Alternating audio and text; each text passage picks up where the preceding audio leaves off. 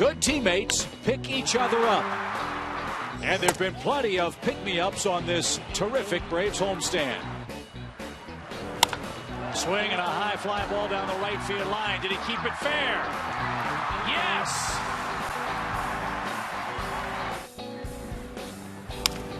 Little looper over third. There it is.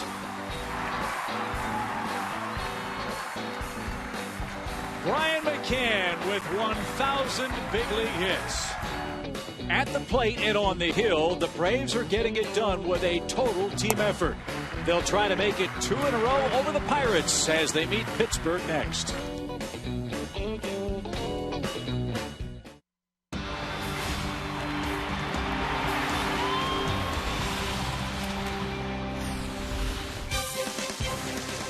It's time for Braves baseball once again from Turner Field. It's game 2 of our 3-game series between the Braves and the Pittsburgh Pirates. The Bravos have won 3 in a row and have opened up a 7-game lead over the Nationals in the National League's Eastern Division race. Hi again, friends. Joe and Chip back with you. Great start to this series last night.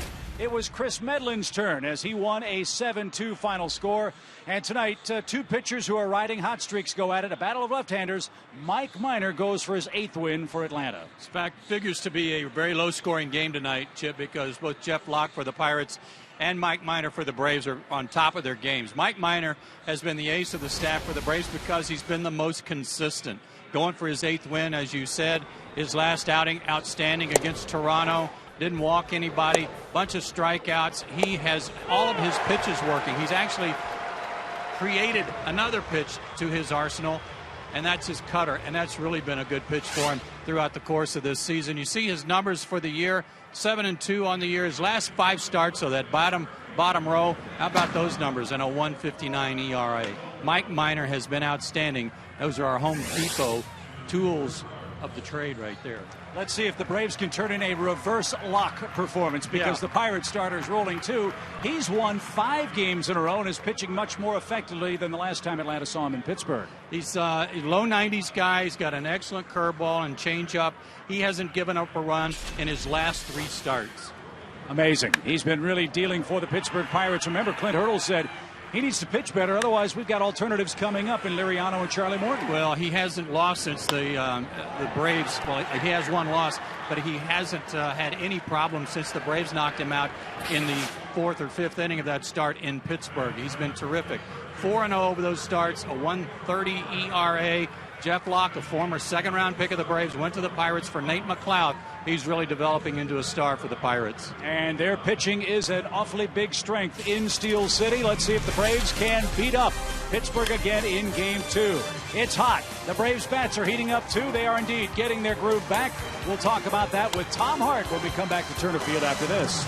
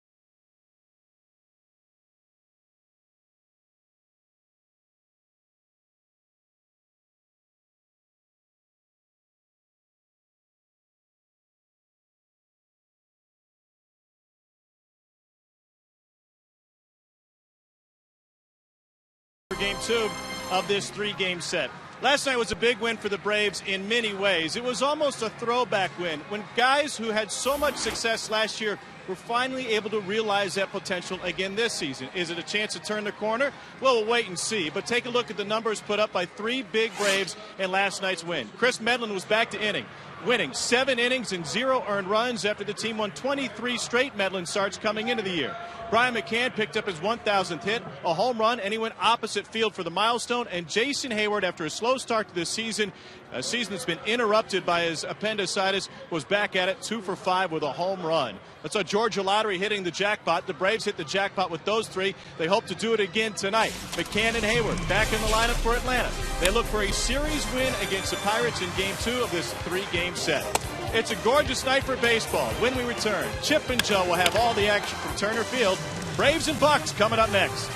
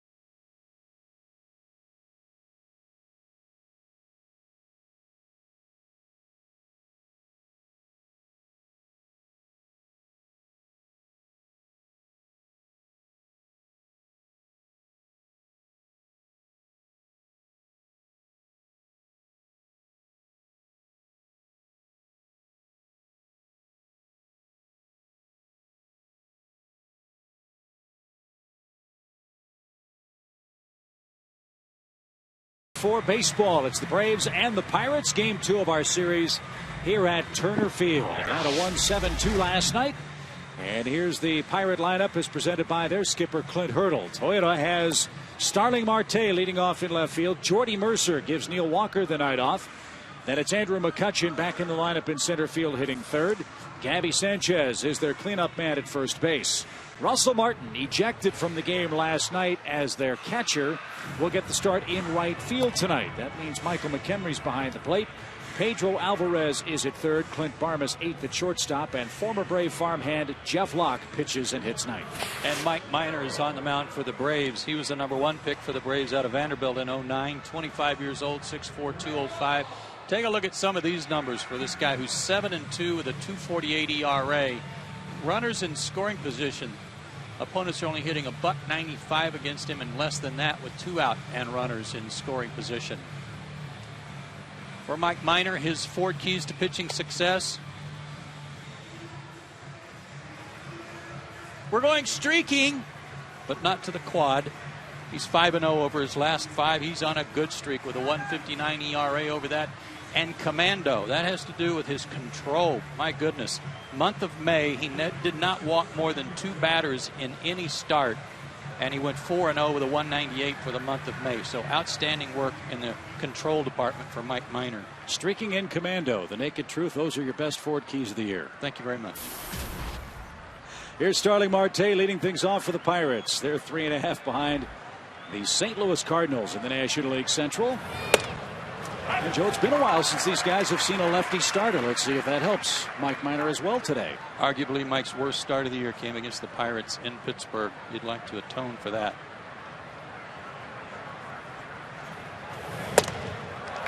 Marte has done a great job against left-handed pitching. But for all the power and all the promise, he's a guy that sometimes has trouble making contact.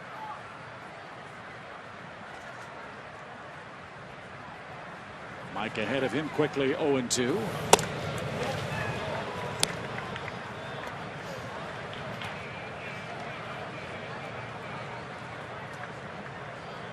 "52 strikeouts for Marte, just 12 walks.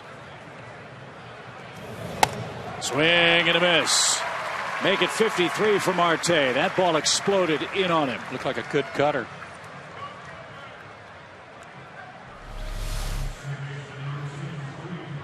No, that's breaking ball. That's a good one. That'll bring up Jordy Mercer. Mercer got a pinch hit appearance last night.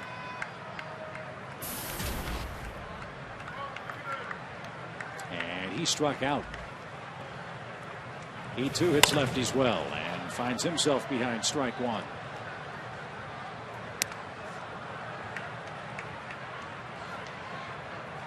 Last night, the man in the on-deck circle, Andrew McCutchen, had a scheduled night off. Neil Walker getting tonight off for Pittsburgh. Well, he and Garrett Jones. So there's a reason for that. And the reason for that is that lefties are not getting anything off of Mike Minor. Left-handers hitting only a .138 against Mike, 9 for 65. And the Pirates already offensively starved. I don't want to use the term grasping at straws, but Clint Hurdle's trying everything he can to get something going with his starting 8 offensive players. Yeah, the pitching pretty much has been carrying him to this point. That's off the plate. 2 balls, 2 strikes.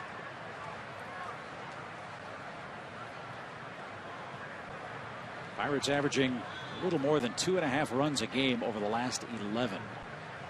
Clint didn't have any bubblegum working last night, but he's got a big chaw now. Simmons at short. Mercer out at first. 2 outs. Here's the Atlanta defense for game 2 of the series. Let's start in the outfield. Hayward, BJ, and Justin from right to left. Johnson and Freeman on the infield corners. Simmons and Ugla up the middle. And Brian McCann, after an historic night last night, back in there for game 2 as the Atlanta catcher.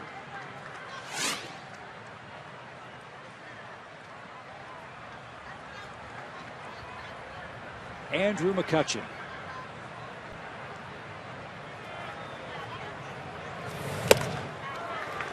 We're lucky they pay us to come watch guys like this play baseball. Yeah, that's one of the fun parts of it. Were it not the case, I'd pay to watch him play every day.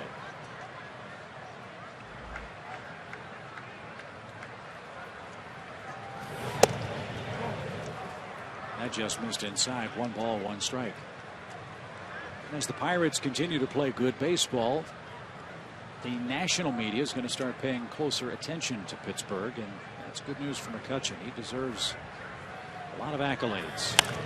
A superstar player in Steel City. Yeah, he's right there in the MVP voting last year after a tremendous season. 31 homers, 96 RBIs, 20 stolen bases. Gold Glove and Silver Slugger winner. His major league debut came 4 years ago today. As this ball's popped up right side, Freeman foul ground near the tarp. And a reaching try. Did he get it? Yes, he did. What a catch. We were talking about all the offensive contributions he makes to the club. He's not bad with a glove either, folks.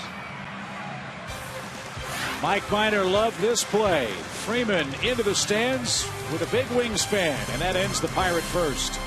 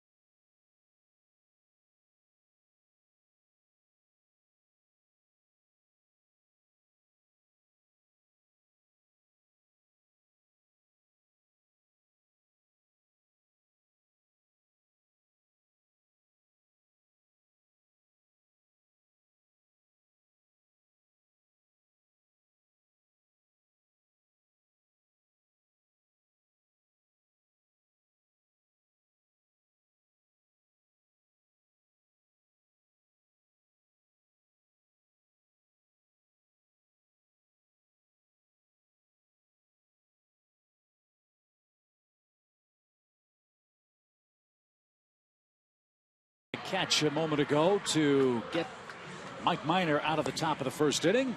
Now the Braves bats go to work. The Toyota lineup has Simmons, Hayward, and Justin Upton first, second, and third.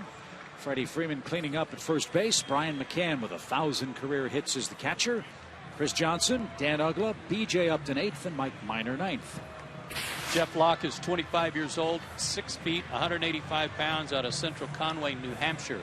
He's pitched very good baseball on the road in terms of the ERA. Maybe undefeated at home, but 1.45 ERA and a sub-200 average against him. His 4 keys to success: he's got a good curveball. The left-handed hitters can plan on seeing a bunch of those. And Turner Field was supposed to be the place he was going to pitch in the big leagues. Maybe it's like a second home to him. I'm not sure. But traded for Nate McLouth.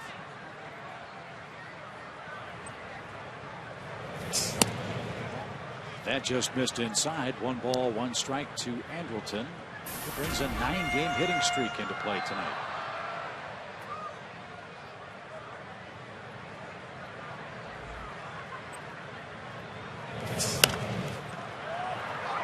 Hot back foul our way. 1 ball, 2 strikes. Locke's fastball is in the low 90s. Usually tops out around 92. But a good curveball and good changeup.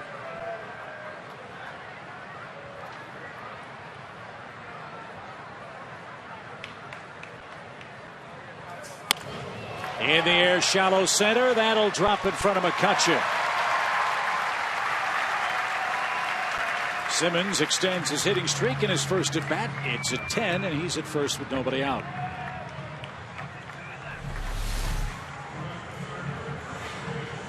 Hanging curveball. Fortunate it was just dumped into center for a base hit. Locke's not a real, I don't want to say not a real durable guy. He's just not a guy that you can count on to pitch a complete game. Only twice in his career has he pitched 7 innings. So their bullpen is on alert. They've been on alert a lot the last couple of days. They had to make a bevy of roster moves yesterday. Picking up a ton of innings against the Reds. Jason Hayward broke his bat and wins the gold medal for the javelin. Look at the barrel.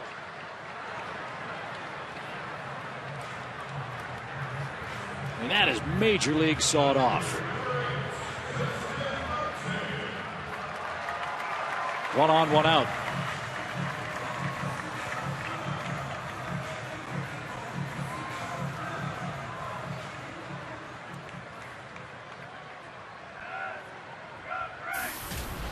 Justin Upton, now the Braves hitter, .259 average, 14 homers, 29 knocked in. He's got 4 hits in the last 2 games for the Braves.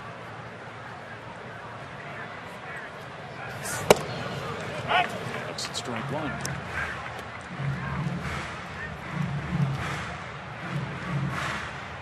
An example for Locke on his success this year, but really lack of innings pitched is his last start against Detroit. He shut him out, but he only went 5 1/3 innings. 7 hits, 1 walk.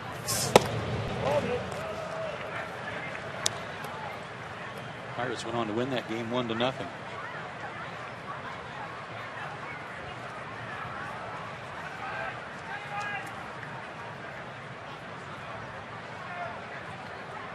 They had racked up 96 pitches by the 6th inning. Simmons runs. The pitch low. McHenry's throw is short hopped. And he's had all kinds of troubles throwing out base stealers this year, and Simmons exploits that. Yeah, the Braves should be able to take advantage of that. He's only 1 for 20, now 1 for 21, and this is with a left-hander holding the runner close. What I like here is that Andrelton goes in feet first. I know he's still going to go in head first at times, but at least he's trying to get out of that habit. So Locke's scoreless streak is in jeopardy here in the Braves' first. Runner at second with 1 out.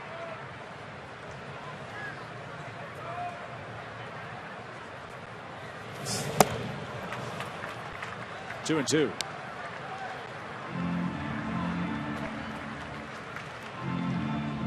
Locke has not allowed a run in 19 1/3 consecutive innings. 19 2/3 with Hayward's pop out. That's the third longest active scoreless streak in baseball.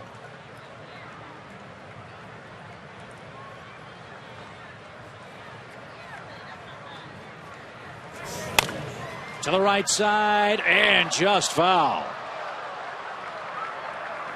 Oh, how close was that? It looked like it landed in fair territory and then landed beyond the bag in foul territory. There's some chalk flying up, but if it goes over the bag, it's a fair ball no matter where it lands beyond the base. Jerry Davis right there though with the call. Correction, it's not Jerry Davis. Brian Knight's moved over to first. Dan Iasonia's at second, and John Tumpane is here as well. Jerry Davis on vacation. Yep. 2 balls, 2 strikes. 11th pitch of the inning coming up for Locke.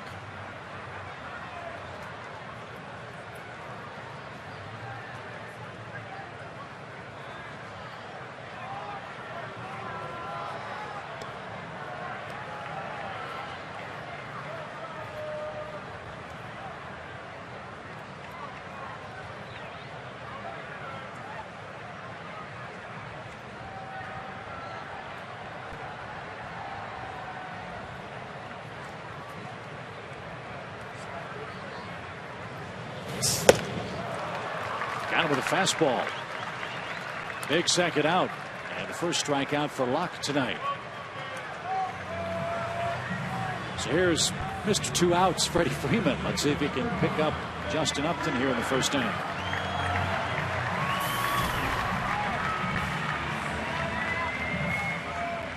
Braves hit 3 2-run homers last night. 13th time this year they've had a game in which they've hit 3 or more long balls.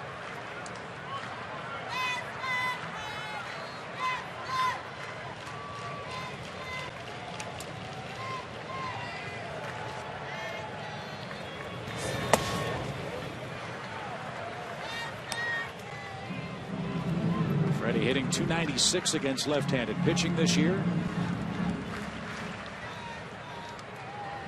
Last season had 42 2-out RBIs.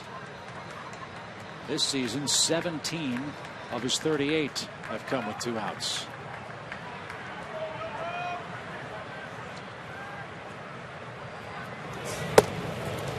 Good breaking ball evens the count.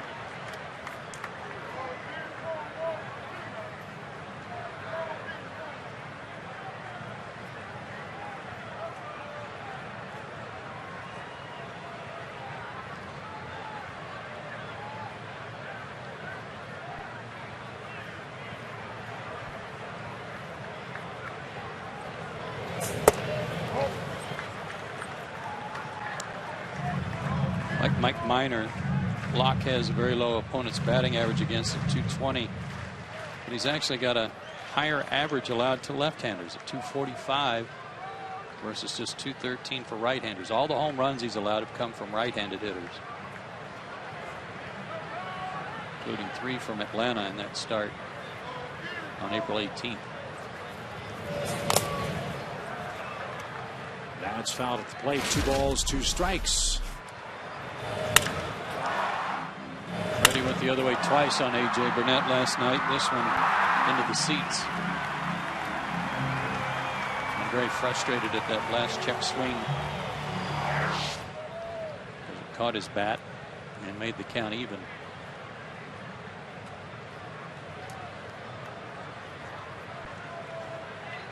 Simmons at second.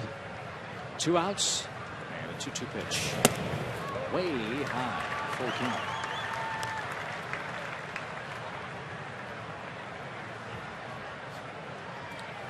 Warm night. Wouldn't mind seeing Locke throw 20-25 pitches in this first inning. As Joe said, they have been very, very careful with his kid's pitch count. He's about to make his 17th offering in the inning.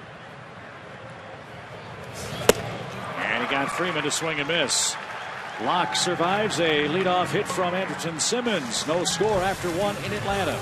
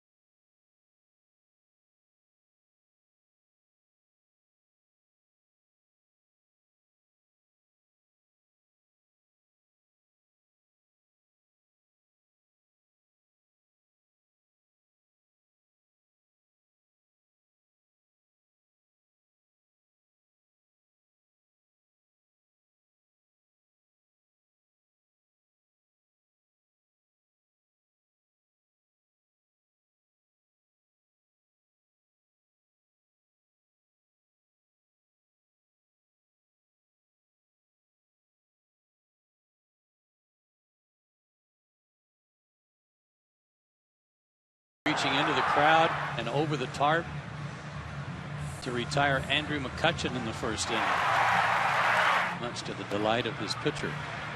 Good play. Minor off to a good start. Pittsburgh retired in order, 1-2-3 in the first. Now Gabby Sanchez, Russell Martin, and Mike McHenry coming up in the second inning. Looks like the Pirates have found themselves a cleanup man. Gabby Sanchez has done a real good job hitting in the 4-hole. Doesn't strike out a lot, puts the ball in play on a consistent basis, can hit for a high average. Although a little below 250 right now.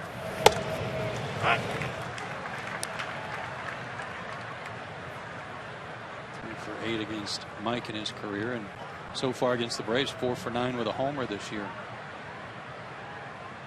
Likes to hit the ball the other way. Freeman well off the line at first. Sanchez takes low and outside. 1 ball, 1 strike. We showed those numbers on Mike about runners on base, runners in scoring position, and how low they are. I think that's another. Those are some more marks that speak to his maturity, and that obviously pitching with men on base doesn't bother him much anymore. He knows he can make a pitch to get out of it or get some help behind him.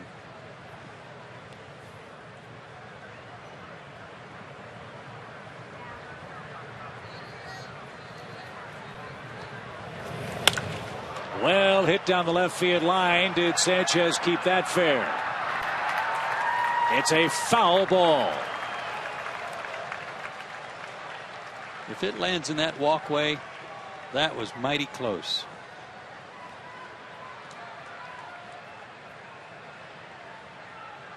And it looked like a breaking ball. That was a hanger. Because again, Sanchez does not pull the ball that much. Hit that one a ton.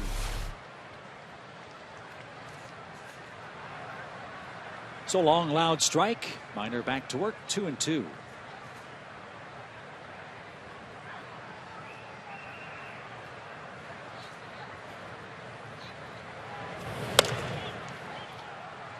Been well documented the last 2 years the Pirates have had big second half collapses.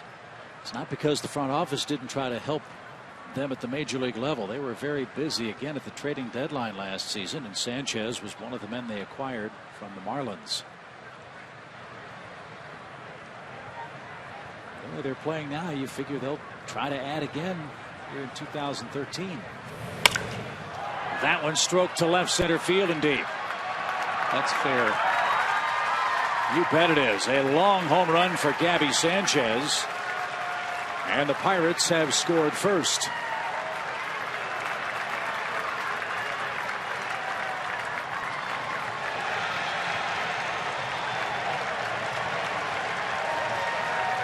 First home run Mike's allowed since May 13th at Arizona, which was the only run he allowed that night. As I recall, it was in the first inning.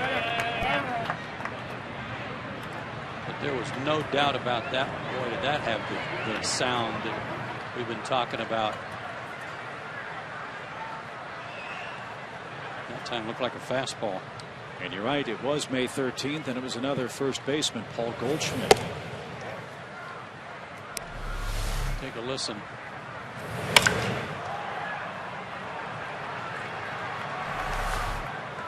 Just on his location there. So Russell Martin playing right field tonight.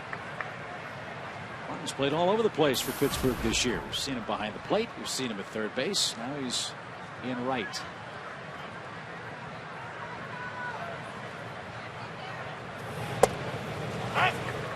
Before the game, Dave Laser-Baker was joking it's because they wanted him as far away from Dan Iasonia as possible. But Jerry Davis took the night off. Yeah, so now Iasonia's at second.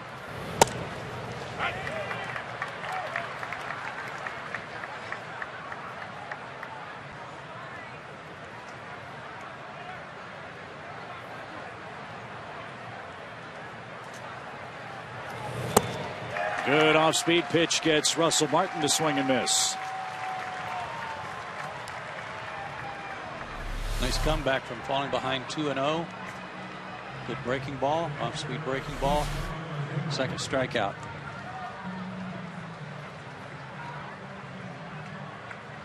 You've said it a couple of times with regards to Mike.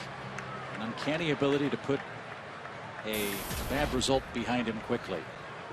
Which is something he wasn't able to do very early in his career.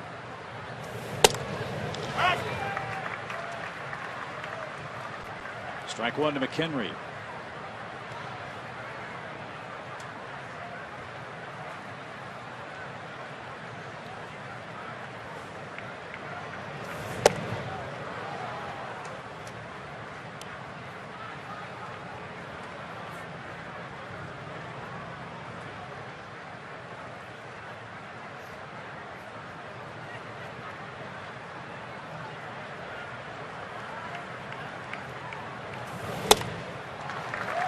Ball, 2 strikes.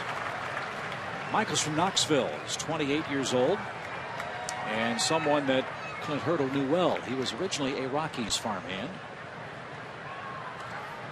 Taken in the 7th round back in 2006. Clint Hurdle, of course, used to manage the Rockies. So probably saw Michael in the minor leagues. Yeah, took him to the World Series. That team that had that phenomenal finish where they went like 21-1 or 22-2 the last month and never made an error, it seemed. Yeah.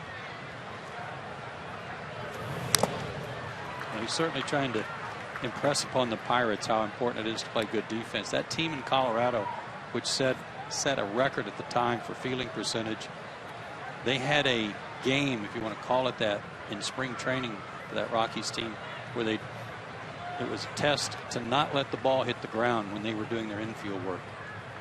Really? Yeah. Huh. They were doing their relays, all the throws, everything had to stay in the air. Broken bat. Simmons at short. McHenry's the second out. And that kind of practice just rubbed off and carried over into the regular season where everybody was concentrating to make good plays and good throws. Well, Clint Hurdle has a much different kind of club to manage in Pittsburgh. That Rockies team obviously caught everything, hit everything. But if you look at their ERA numbers, not as successful as the Pirates have been so far. Conversely, this year's Pirates team, terrific bullpen, real good starting pitching, but having trouble scoring runs. That's where I give Ray Searage a lot of credit, the pitching coach, because their budget is relatively small. I don't know if it's in the lower 5, lower 6 in all of baseball. somewhere in that vicinity. So the people they get to assemble, that they assemble in their bullpen primarily, they're guys that either are kids or reclamation projects, and I think Ray Searage has done a great job with them. USA Today says the Pirates' payroll's around $66 million this year. By comparison, they say the Braves is right around $90 million.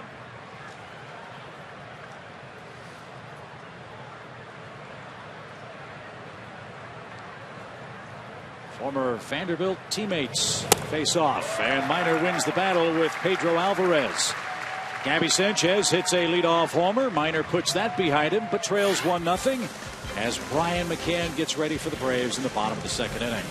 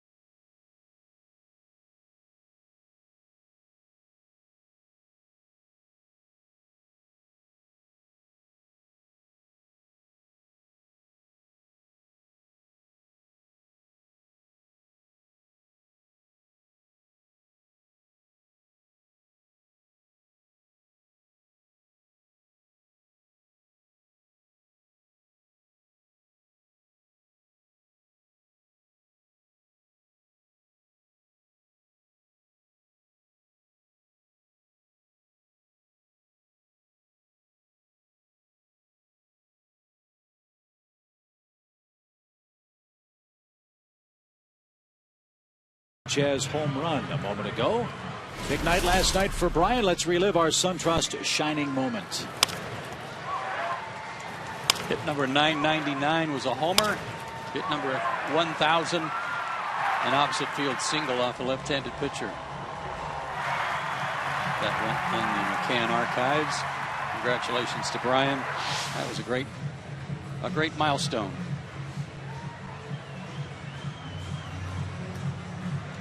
So he'll try to get to work on his second 1,000 here tonight against Jeff Locke.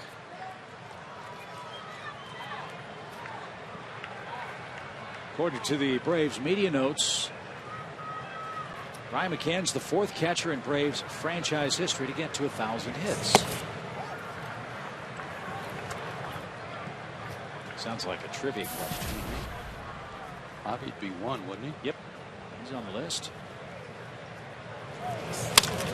Brian flies to left. That ball's deep. That ball is caught at the fence.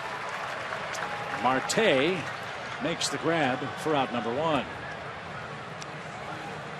that was some good contact. That ball I thought might go, and then all of a sudden it just kind of did a nosedive out there. I don't know if it had some top spin or not. Don't have a lot of wind tonight. It is blowing in a little bit from center field. Brian shaking his head like he didn't get it, but I thought he did. Obviously he was right. Locke gets the first out and faces Chris Johnson. Chris homered against him up in Pittsburgh. One of his 3 for the season. Ball outside. The other 2 catchers, by the way, besides McCann and Del Crandall, to reach 1,000 hits, Javi Lopez and Joe Torre.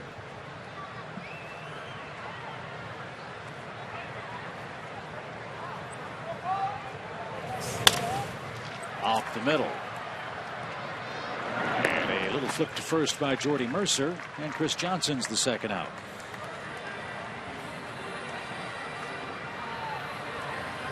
Here's Ugla.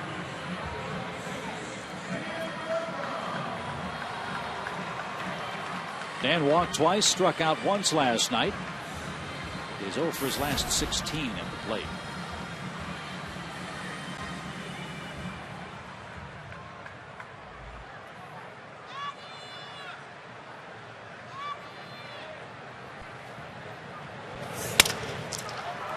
Alvarez at third, tumbles, and from the seat of his pants throws wide to first. Big turn by Ugla. Sanchez recovers and will not have time for a throw. That's a hit and an error.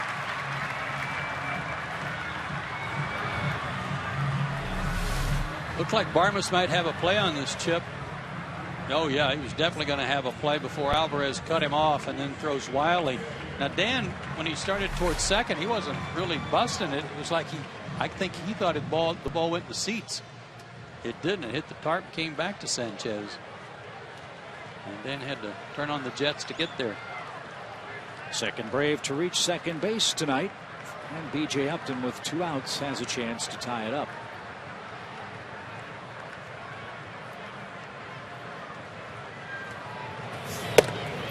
Strike one.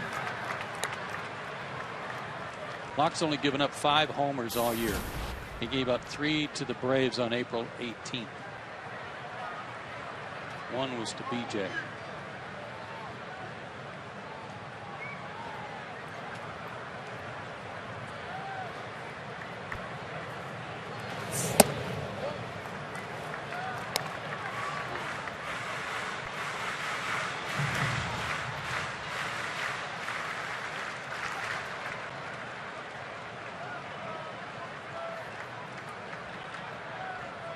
Got the pitcher next.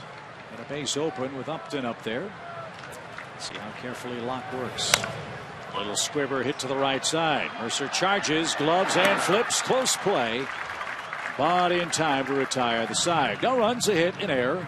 Braves strand their second runner and trail 1-0 after 2.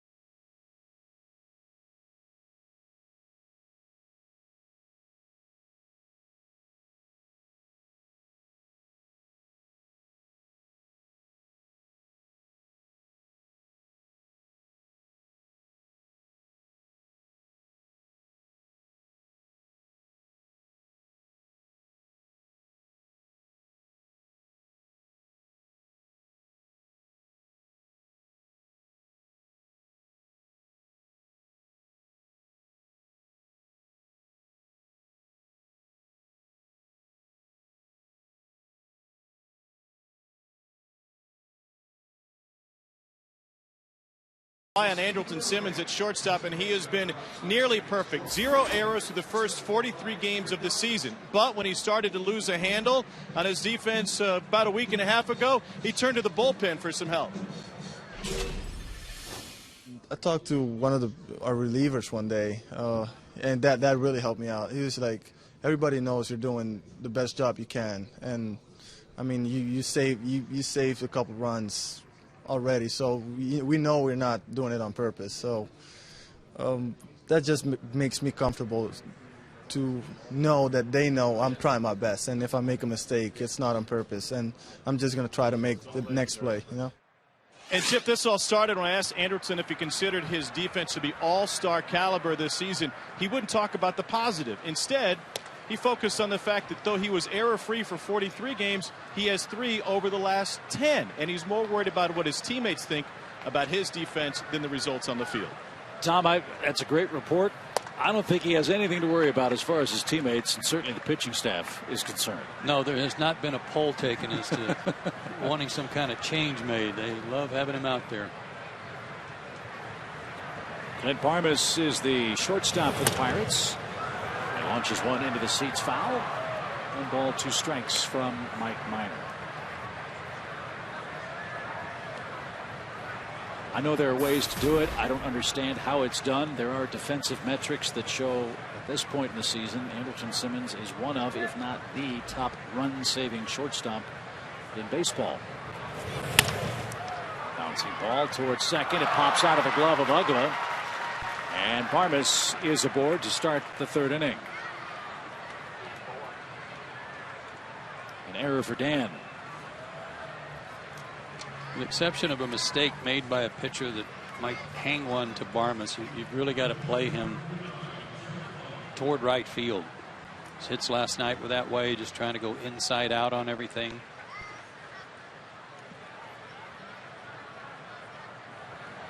Already 9 errors for Dan Uggla.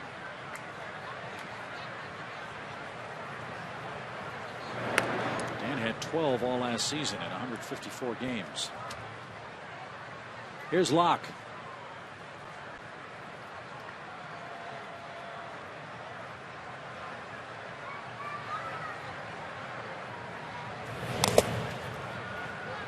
And a foul ball. No balls and a strike.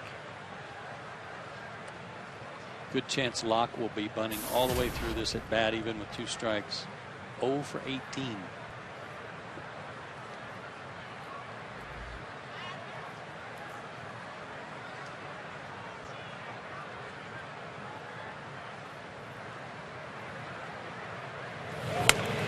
Got it down. Hard hit to Johnson. Second one. Simmons to first. Not in time.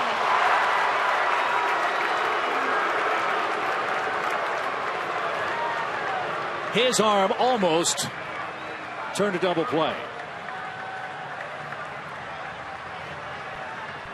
The area that Jeff Locke is from in New Hampshire is called Redstone, and he had a nickname there, the Redstone Rocket. Well, he got down the line pretty quick to keep this from being a double play, because that was a good play by both Chris Johnson and Simmons. So I don't know what the Redstone Rocket part was for, if it's his pitching or his speed, but he was running pretty fast there. Braves get the force out, and now Starling Marte hits. He struck out swinging to start the game.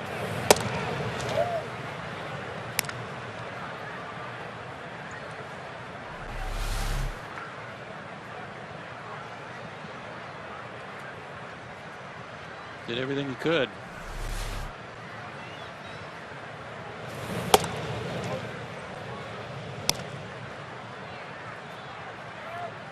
Two balls, no strikes.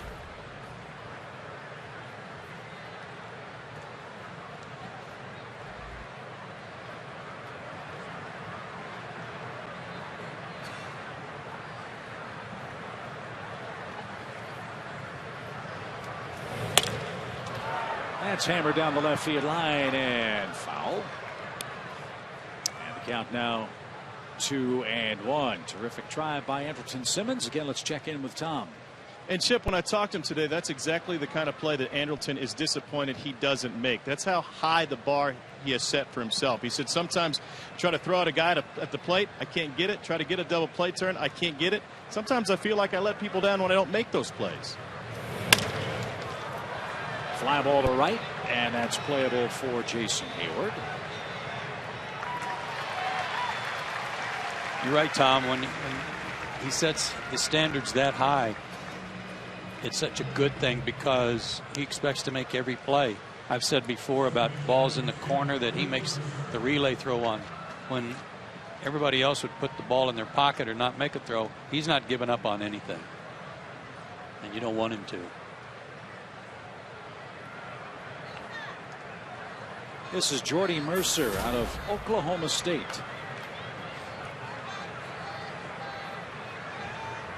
He was a two-way player in college. During his junior year, hit .330.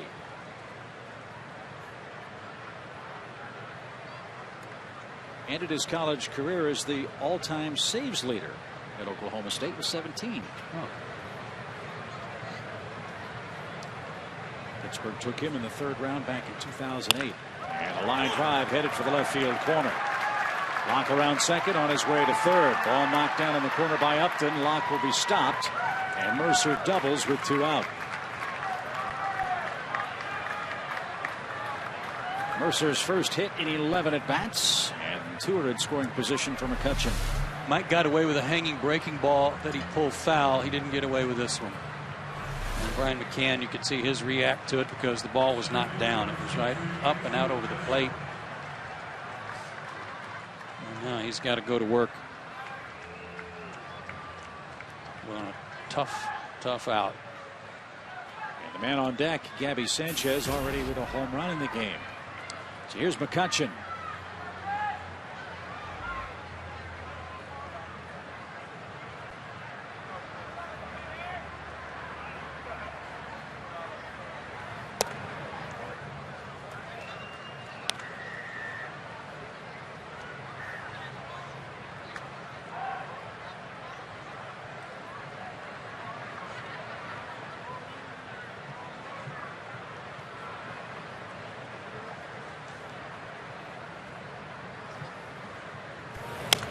As good as McCutchen has been in the major leagues this season, away from PNC Park has not been a fun time. It's a big ballpark at PNC Park. Even though there's a short right field porch for a right-handed hitter, there's a lot of gaps in deep right center and left center. A lot of space to cover for outfielders. There's a better breaking ball.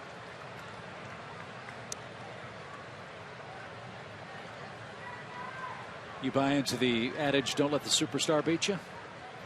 I pretty much do. I certainly wouldn't give in here. I know Sanchez has had some good luck against Mike.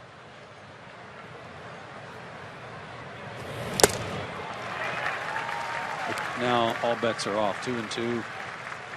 Got a chance to get him to expand his zone. If he doesn't, you've got a base open, no problem. Which is pretty much what that changeup was right there. That was just a perfect pitch. Deuce is wild for Andrew McCutchen. Sharply hit and past Johnson and into the left field corner. That'll plate 2 more. McCutchen drives home 2 and makes it a 3-0 score. I think there's a breaking ball again. He made a good pitch with it earlier in the count. But boy, that thing is just looping tonight. It is just hanging right out over the plate. And with McCutchen especially. But any major league hitter worth their salt, they're going to put that ball in play.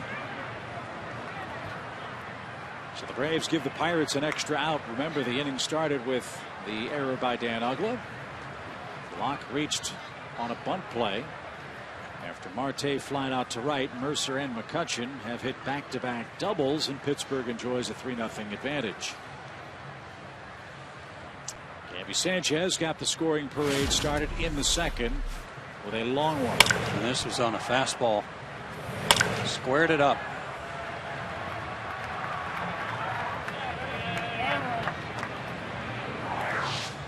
His 5th of the year.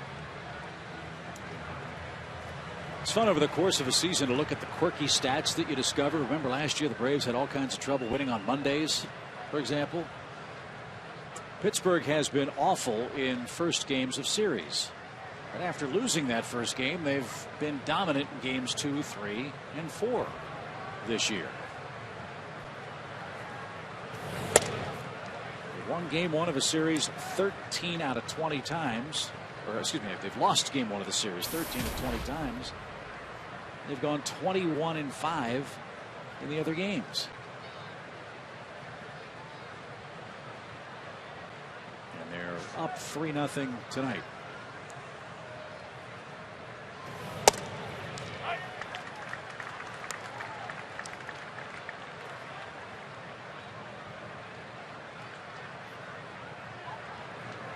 Gabby Sanchez from Miami. honed his skills in the family batting cage. That's right, they owned a batting cage, and he spent a lot of time there as a kid.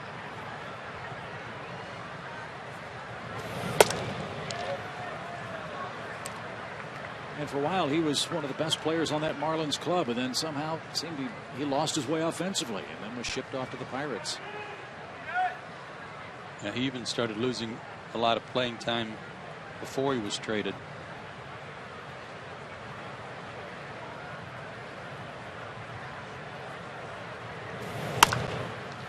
Simmons at short. And the peg to first is in time, and that retires the side. Can't give good teams extra outs. The Braves did, and it cost them 2 runs. 3-0 your score in the third.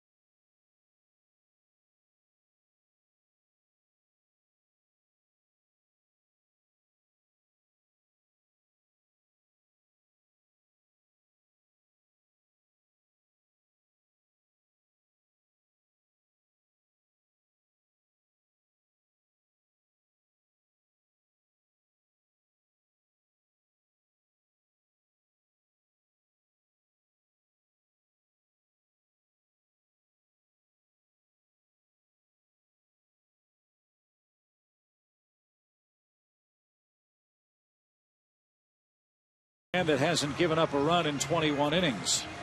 That's Jeff Locke, who goes to work in the third inning. Mike Minor, Andrelton Simmons, and Jason Hayward coming up.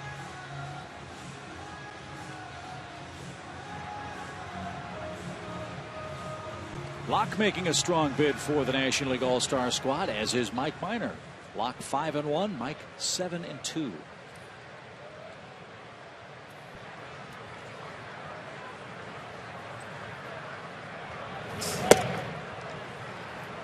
One ball, no strikes.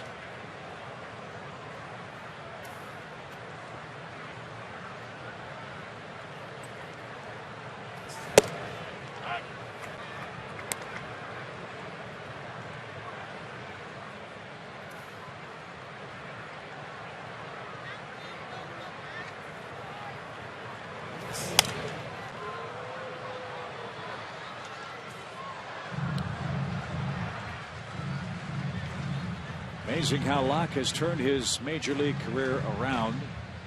Started 1-6 in his first 10 major league games started. 5-1 and working with a 3-run lead tonight. And he just got Minor to swing and miss. One away in the Braves' third. That's his third strikeout.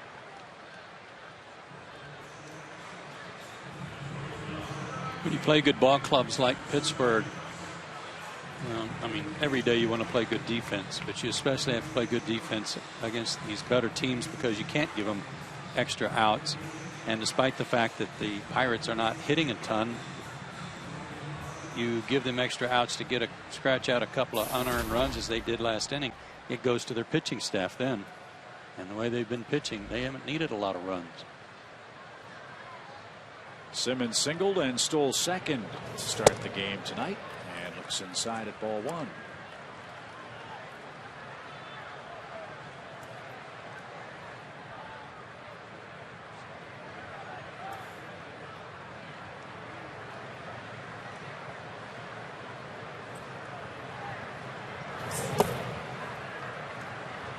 the numbers on Jeff Locke in terms of when does he start softening up a little bit. Second, third time through the order, definitely the batting average goes up. And that might be another reflection of why he's only gone 7 innings twice in his career. He's got a definite kind of Ted Lilly turn about him, where we talked about A.J. Burnett last night, kind of having that hip turn and almost showing you his number on his jersey. Locke's got a little of that working too. And 4 straight bad ones put Simmons at first.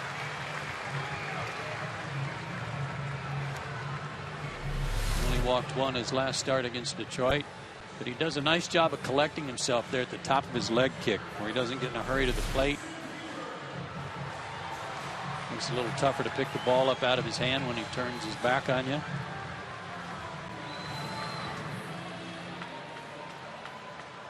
Jason Hayward was sawed off in the first inning and popped out.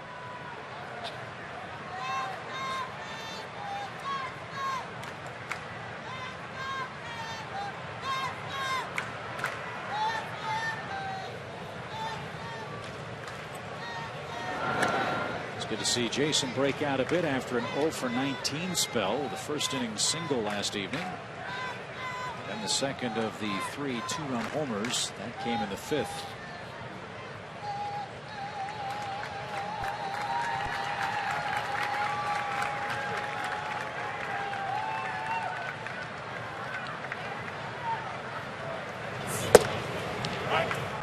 Strike 1. A few days ago, BJ had a couple of games back-to-back, kind of snapped out of a slump he was in. Jason snapped out of his last night. Tonight, Dan Uggla, it's his turn, and he already has an infield hit.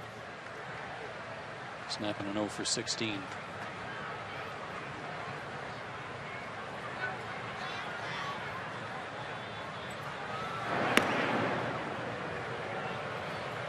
Simmons already has a stolen base tonight. Mike McHenry's thrown out 1 of 21 would-be base stealers. Let's see if Atlanta tries to jumpstart things, trailing 3-0. Another half step from Simmons at first.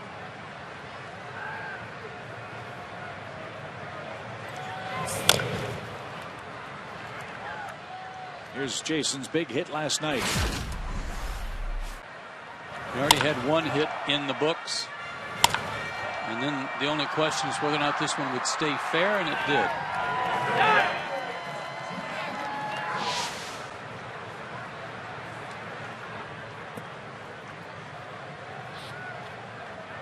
That off last night's Pirates starter, A.J. Burnett. His troubles in this ballpark continued. His 12th loss here at Turner Field. Jason, another broken bat. This one's going to turn to gold into shallow right field. Simmons thought about going to third base, but slams on the brakes. Down 3-0. And with Justin Upton coming up, probably a smart move. Yeah, I'm not sure that Anderson got a good read on that broken bat flare. He didn't break real hard at first because he didn't want to run the risk of it being caught right here. Had a little bit of a hesitation. Also, Martin got to that ball quickly. A little something cooking here. Justin struck out on a 92-mile-an-hour fastball.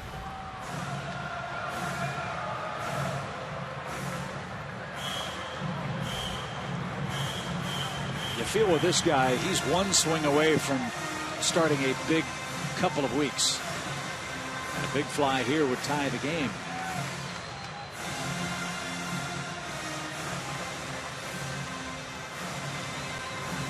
In a 3-hit game Sunday. Had a base hit and a walk last night.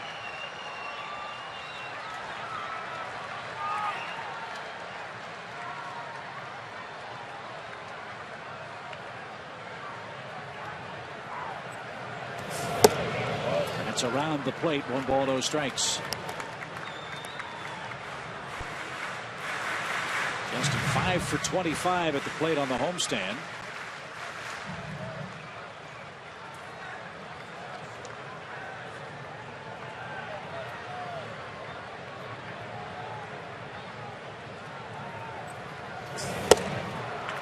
change.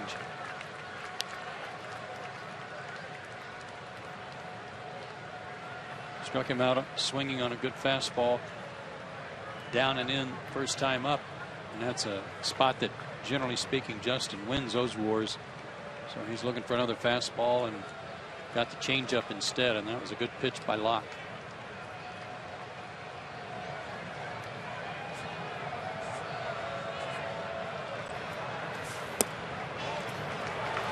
Again outside Upton, 2 balls and a strike.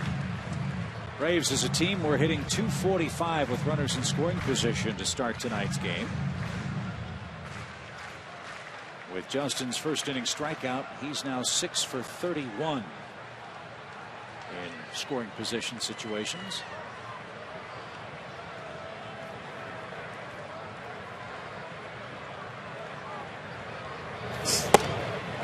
And now in the driver's seat, 3 balls and a strike. We're getting a good look at Mike McHenry when he's about to give his signs, and you may at home have noticed his eyes. He's looking up at the hitter, and what he's doing, he's looking up at the hitter to see if the hitter's looking back at him and maybe trying to peek and see what the sign is or what location might be. So before he does anything, he's been right there looking to make sure that the hitter's not watching him. What will Locke throw? 3-1. Change up. They've been doing that to the Braves all year. Yeah, they have. Not just the Pirates either. We're talking about everybody.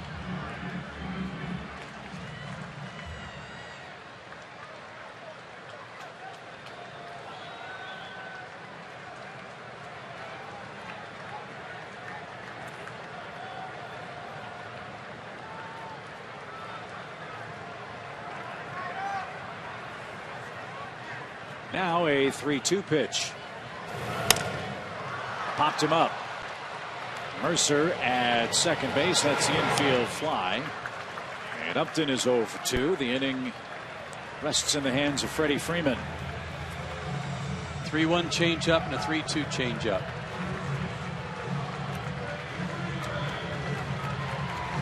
It might give you a little insight as to why this guy is 5-1 with a 2.25 ERA and hasn't given up a run in over 20 innings. He's very comfortable pitching backwards when he's behind in the count.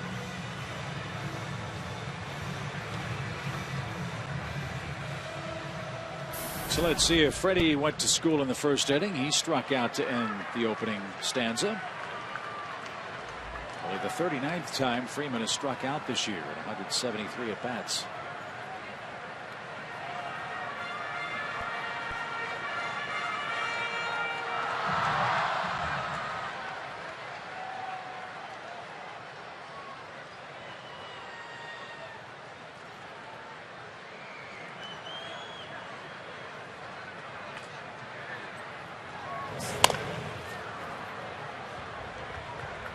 Into the seats. Strike 1.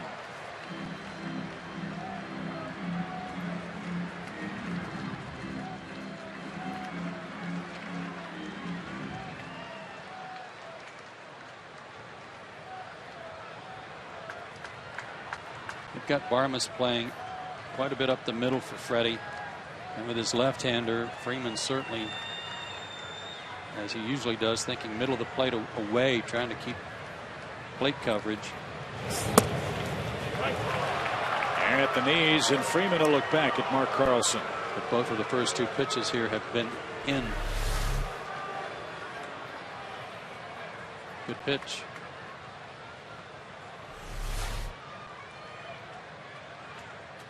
I like how McHenry sets up late too. No chance for the hitter to cheat and listen. Not cheat, but take advantage of maybe some early movement to pick out location. And now Locke wants to talk it over with a big 2-strike pitch. And it may not be about this pitch. It may be about the pitch after this. What do we use here as a waste pitch to set him up for the out on the next pitch?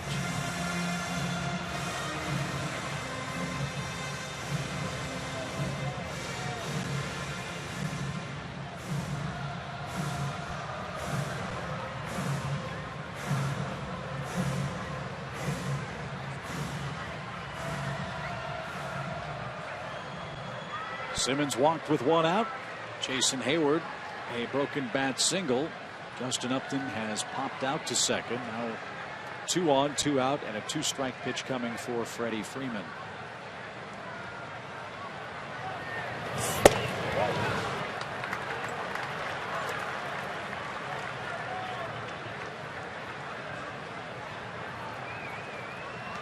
Does he try to beat Freddie inside after wasting one away? Well, but he's behind in the count, so Freddie's got to respect the fastball and make sure that he's on that and then adjust to anything else.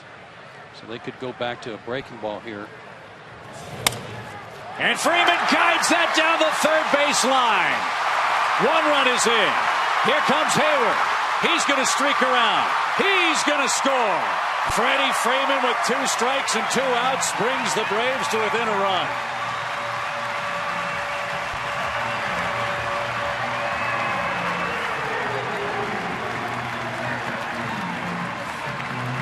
That ends Locke's scoreless streak. That was a thing of beauty. Breaking ball, down and away, might not have even been a strike, and Freddie with that magic wand paints it right over the bag. Double, and then I don't know what happened to Starling Marte, but he got to the ball, then he got to it again, and then he got to it again, and Jason Hayward was running the whole time.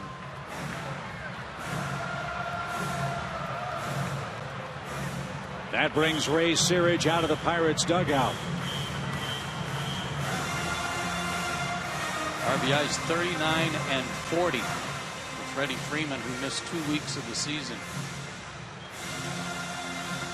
As you saw, Locke's impressive scoreless run is over, and the Braves are back in it. 3-2 game now with McCann coming up. It really wasn't a bad pitch. I mean, it was an off-speed pitch away. It was down. But Freddie, with his reach and strength, had enough on it to get it down the line. And again, they were playing him up the middle.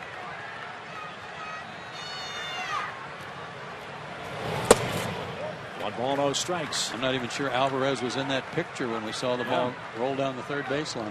Well, those hits down the third baseline are even. Remember, McCutchen had one.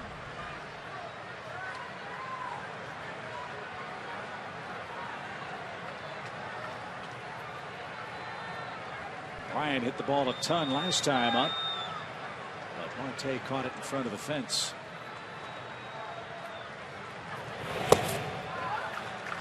Two balls, no strikes.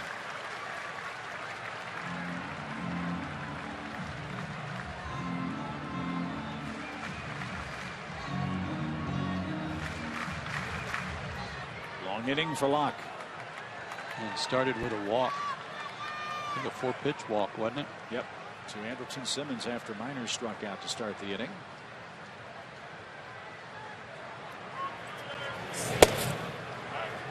Ryan took 2 balls and a strike. Smart hitting there. I mean, he took a fastball for a strike, but he saw what he did to Upton. A lot of off-speed stuff when he was behind in the count, so Brian was probably sitting on a changeup.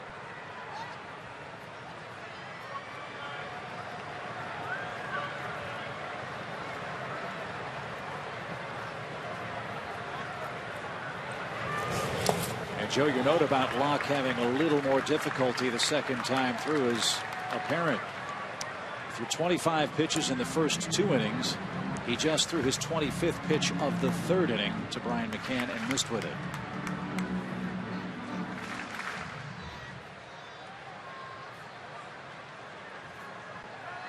Fastball, changeup, breaking ball. What's he throw here? Well, if I'm Brian, I'm going to sit on something off speed again. I got a pitch to play with here. Throws another fastball for a strike. Okay. It wasn't close. Second walk of the inning.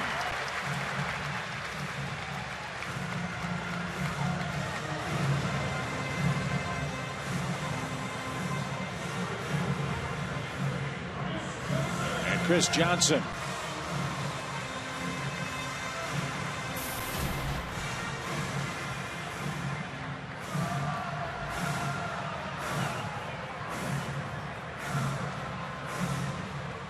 Chris Chris had a good night last night. A couple of doubles and a sacrifice fly.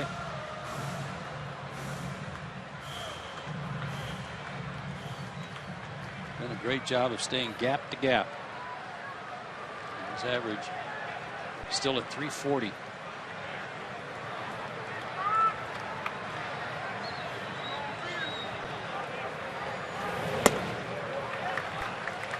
One ball, no strikes.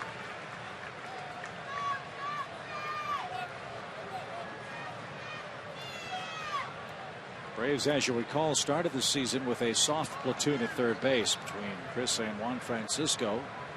Johnson would get the bulk of the playing time against left-handed pitchers, and he has punished them. A .415 average.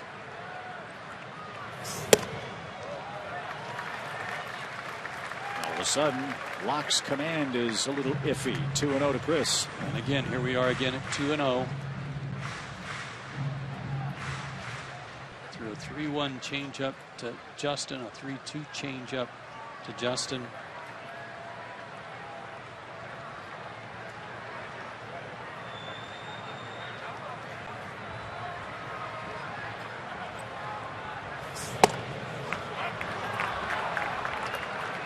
Good fastball at the knees, and again, I think like McCann, he was smart to be looking for something off speed. Word's gotten around, you'd think, in the dugout by now, right?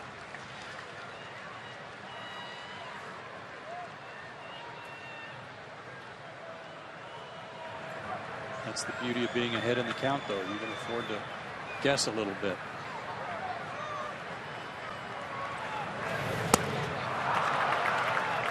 Gutsy pitch and a good result for Locke. 2 balls, 2 strikes.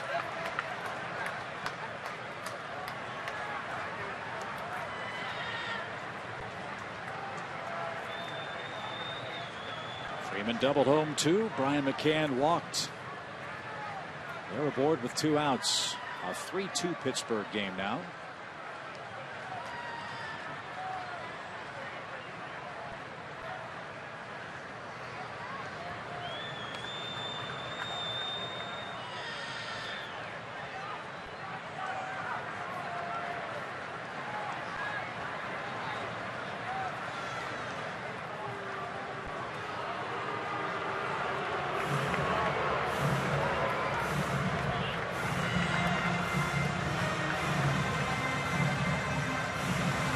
Can understand why Locke wants to be careful with Chris Johnson. That was at PNC Park to straightaway center.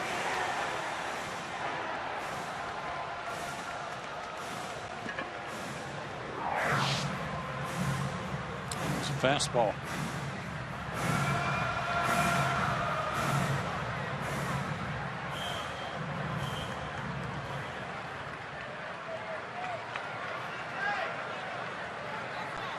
Two balls, 2 strikes.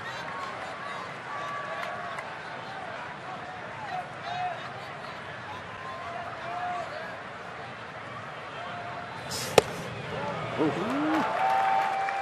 Did not miss by much. Full count.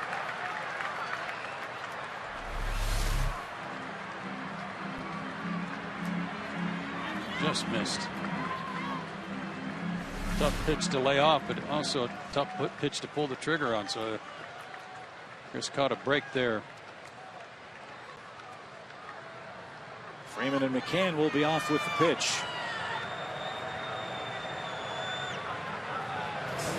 Swing and a miss.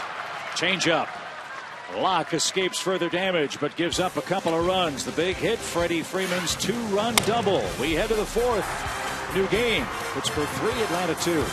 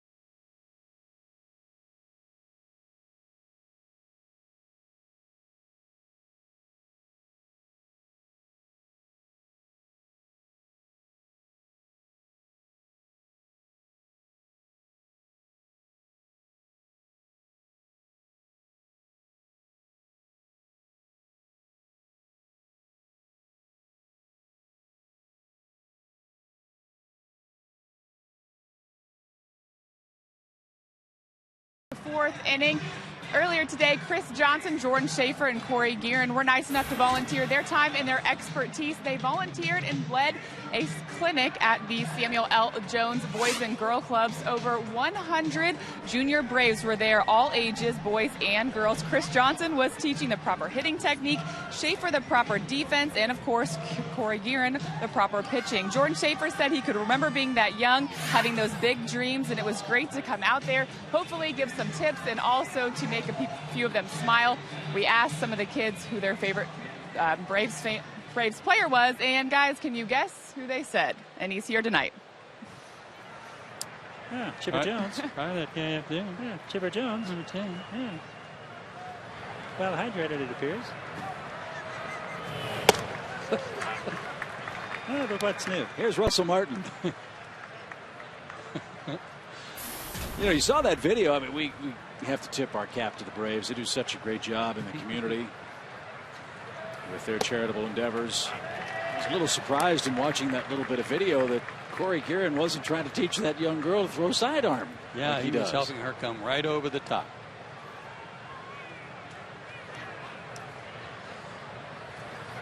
And Russell Martin is out on 3 pitches. Mike Minor is doing what he does, and that is put the pass behind him, go right back to work. Yeah, he needs a good inning. Had to work too much the inning before that. Pitch actually looked inside. Caught a break.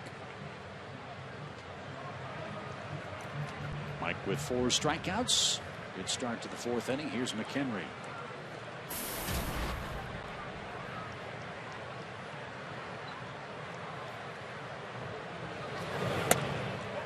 Henry played ball in college. Let me check for you. He's got that college arm thing. Like, hey, hold on here. Let me get in the box. I didn't do it that time. That's good. He's not a college player. High fly ball to left. That'll stay in play for Justin. He is there. He must have learned it from Travis Snyder. Perhaps he did. Let's see. Yep, 3 years at Middle Tennessee State.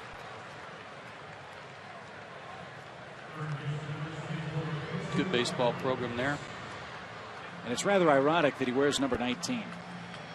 Oh, yeah? He's caught both of the 19-inning games the Pirates have played the last 2 years. One against the Braves, one against the Cardinals. And he's 0 for 2 tonight.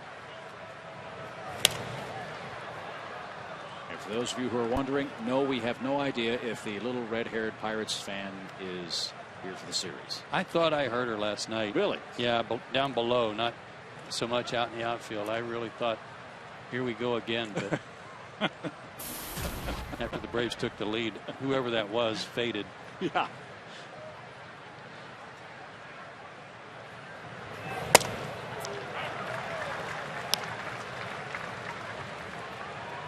She was into every pitch. 15th, 16th, 17th inning and on. She won the award for opposing fan of the year. No. In 2011. No doubt. And now Alvarez launches toward left. Upton going back. He's going to run out of real estate. Second homer by the Pirates tonight. Pedro Alvarez hits his 12th.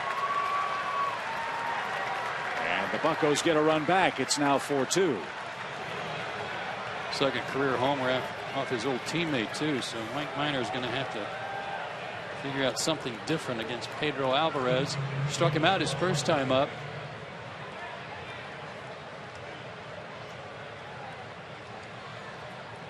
Yeah, Mike and Pedro were teammates at Vanderbilt. And the 2006 Vandy Club. Pretty exciting. Alvarez, Mike Minor, and a guy you might have heard of, David Price. All played together for the Commodores.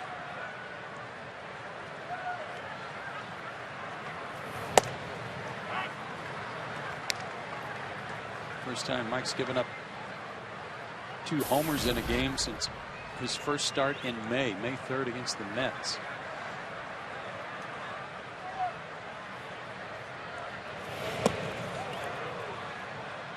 He's going to give up home runs. He's a fly ball pitcher. Yeah. And he's going to get the ball in the air a lot. but had not allowed one in his last 3 starts coming into this game.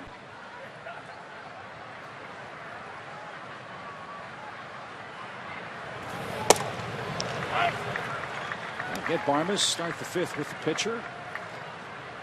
And turn things back over to your offense in the 4th.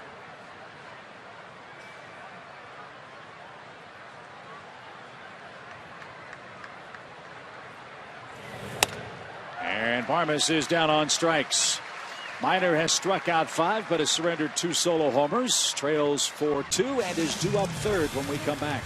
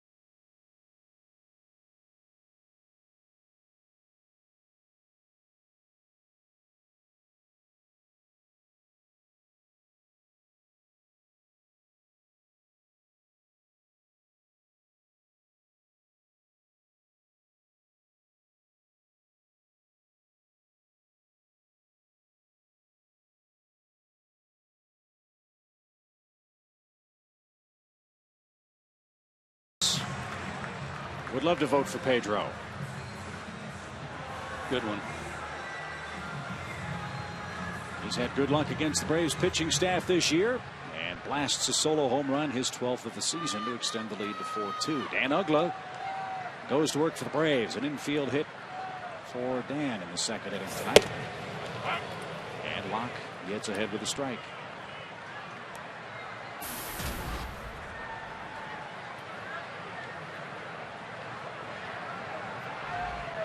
Again, it's Dan's turn to break out tonight.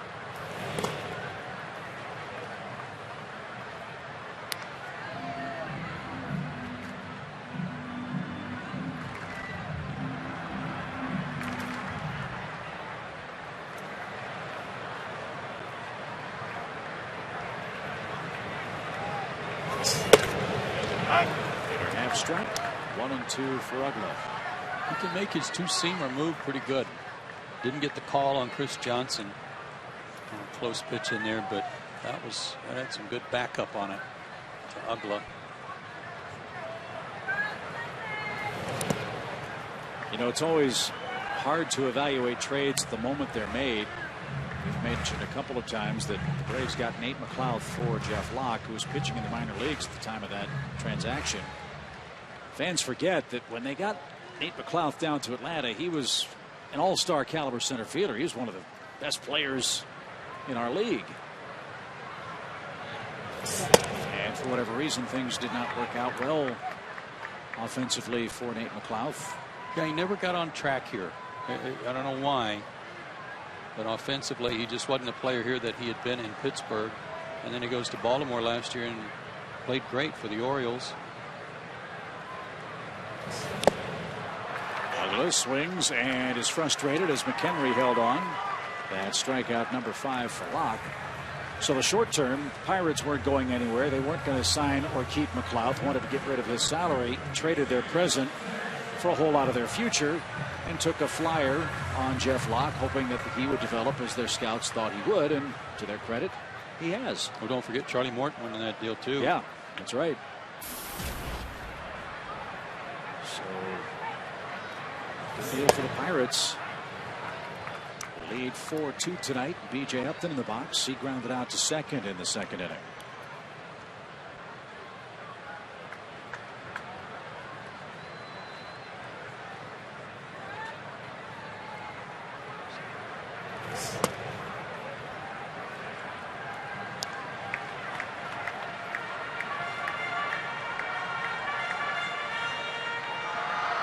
.65 pitches for the Pirates lefty.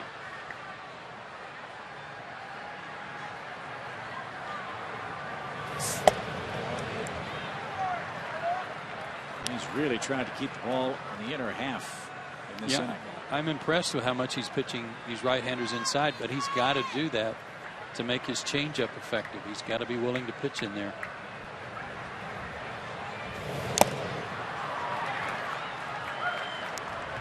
I don't want to put you on the spot, but anytime a young left-hander comes through the Braves system, whether they stay here or pitch somewhere else, the automatic comparison is Tom Glavine. Any similarities between Locke's style and Tommy's style for you? Well, I think there is. I think he's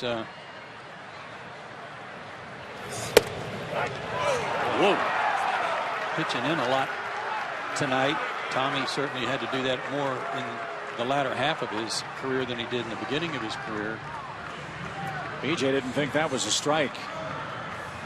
And Locke's changeup not as good certainly as Tom Glavine's, but it could develop into that, and BJ had a right to be upset. That was nowhere near, well, not as good a pitch as the one called a ball right from Chris Johnson. So 3 straight strikeouts for Locke, 6 for the game. And Mike Minor, the hitter, a man Locke retired on strikes to start the 3rd inning. Braves got both their runs last inning. Pittsburgh with single runs in the 2nd and 4th, 2 more in the 3rd tonight. And if Minor can keep the inning alive, Andrelton Simmons is our Delta Airlines on deck batter.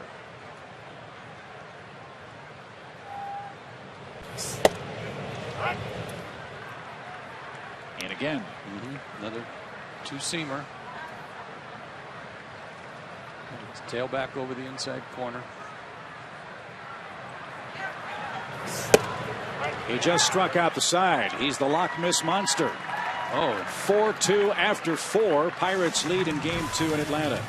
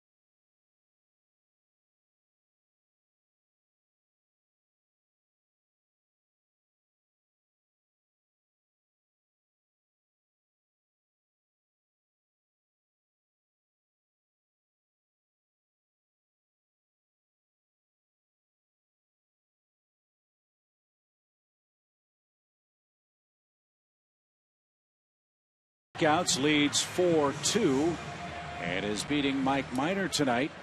Braves pitching the subject of our Ram Trucks power stats. They've been outstanding. The only non-quality start so far in the homestand was a start for Chris Medon when he was hitting the calf with that line drive. But boy, 3 walks, 29 strikeouts coming into this start. And Minor no walks tonight, and he spanned 5. Deep short. Simmons has plenty of time to get Locke. 1 out. Well, you mentioned Locke has not been beyond 100 pitches much, if at all. His pitch count is starting to rise as we play in this 5th inning.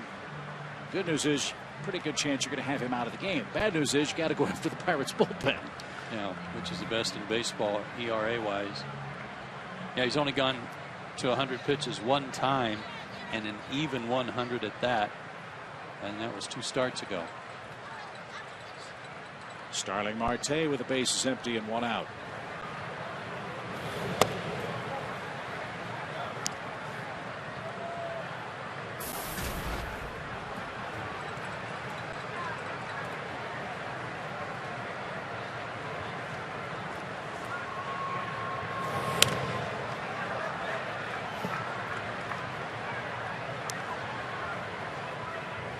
Keep an eye on the scoreboard for you tonight. Always want to know what the Nationals are doing. They're home to the Mets tonight. There's Jeremy Hefner and Jordan Zimmerman, and the Mets are winning 2-1 in the middle innings. Strike to Marte, 1-2. Danny Espinosa disabled tonight. Anthony Rendon was called up from the minor leagues and is playing second base for Washington. Mets trail the Braves by 7 full games at the start of tonight's play.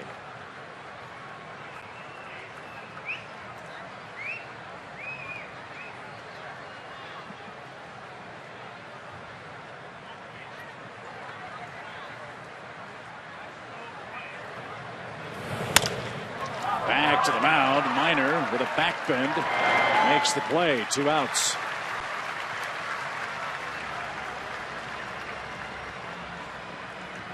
Pitchers will tell you sometimes when the ball's hit right back at them, especially at eye level, you're not sure how hard it's hit.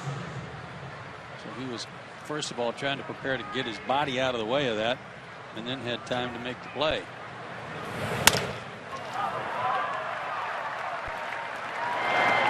Depth perception takes a little, plays some tricks on you there. This guy's not afraid to turn it loose. Jordy Mercer. He's 1 for 2 with a double and a run scored.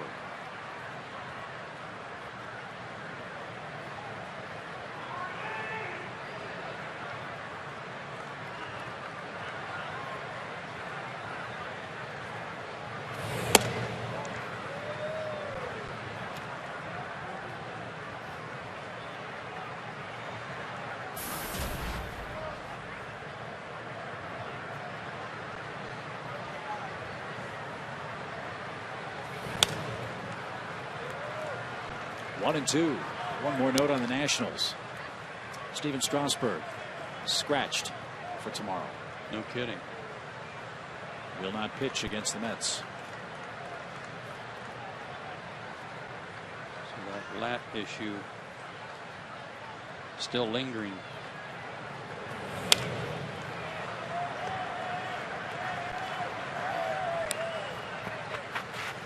So from latitude to latitude. It's got to be a concern for Washington because the Braves, including tonight's game, 26 of the next 38 games going up to the All-Star break are against teams with sub-500 records. As Minor takes care of Mercer. Good rebound inning for Mike. He'll turn things over to the top of the order. 4-2, the Pirates lead it.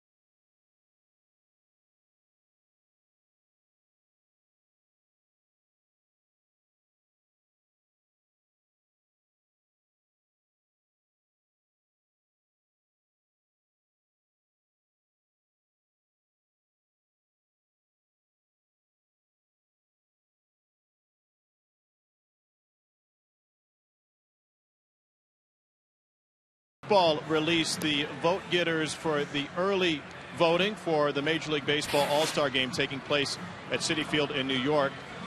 And for the National League, Buster Posey is the leading vote getter with nearly 1.3 million votes. How do the Braves stack up? Well, perhaps it should be a little bit better for a team with a massive lead in the National League East. Justin Upton is second in the National League among all vote getters, first in the outfield. McCann's at fifth, Freeman at fifth, Uggla at fifth, Andrelton Simmons at fourth. When I told Chris Johnson he was the third highest vote getter among National League third basemen, that surprised him today. But he said it would be quite an honor to get the chance to pitch at Citi Field in the play at Citi Field in the All-Star Game. Can't vote for pitchers; managers will choose those. Thank you, Tom. The All-Star break is July 15th through the 18th in New York at Citi Field. Hey, Chris is hitting 340. Don't be surprised. Right?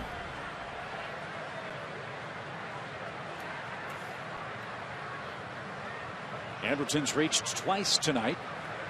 A single, blocked, and scored. It's getting far from decided. It's 4-2 Pittsburgh. But Locke's control has been in and out. I have a feeling those Braves are going to move up the ladder a little bit in that voting, though, at the end of this homestand. Because, again, the Braves have played fewer home games than anybody.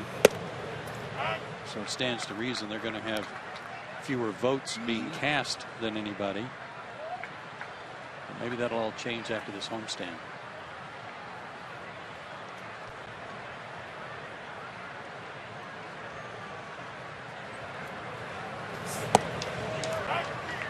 2-2. Boy, that's been a good pitch for him. That two-seam fastball to the right-handers and his changeup. He's locked in.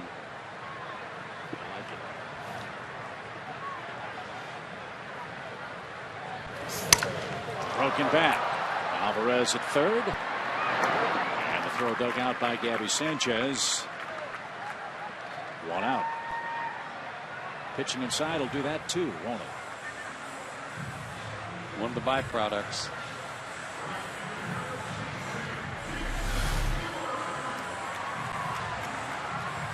The pitch was actually down a little bit. Makes you wonder if that bat was already cracked. Hit it off the end.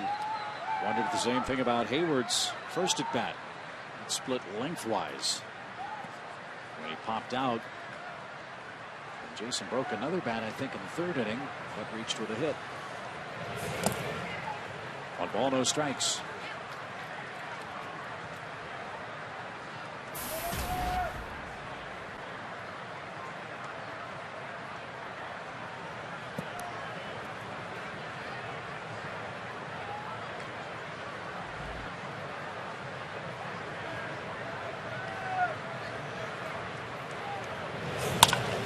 Sharply hit over Sanchez's glove and into right field.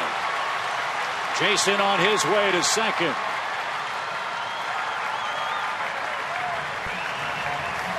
Tying run to the plate.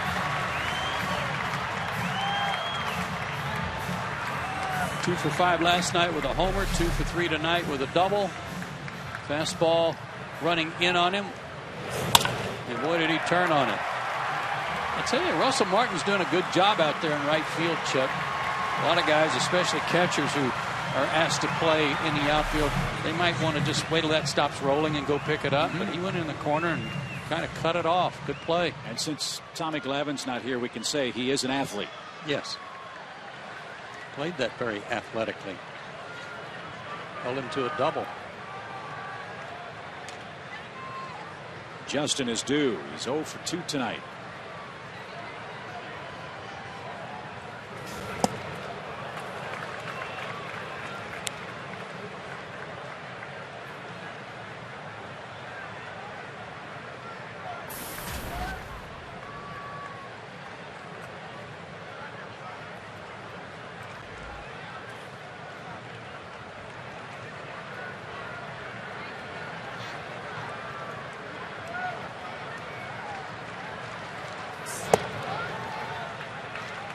Ball, 1 strike.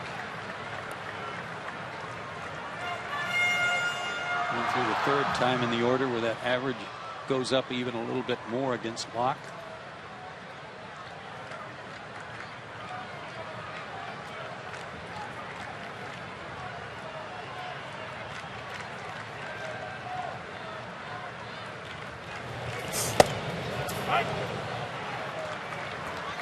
has earned his paycheck in there tonight. Strike after strike after strike on the inner half.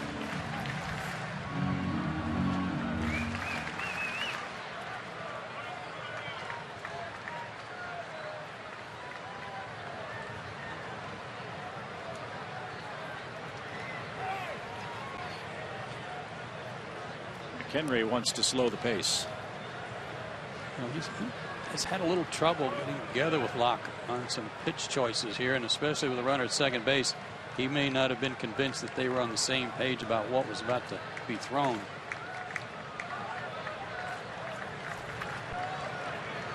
Now they want to talk it over face to face. And he may be having a hard time seeing the signs.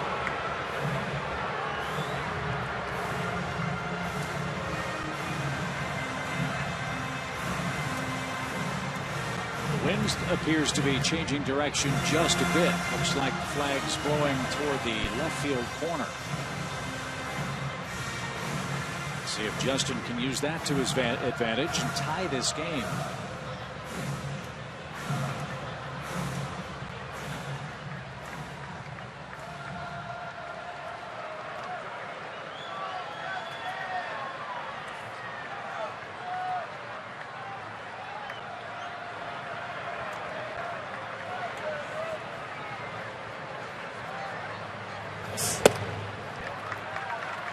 Two and two.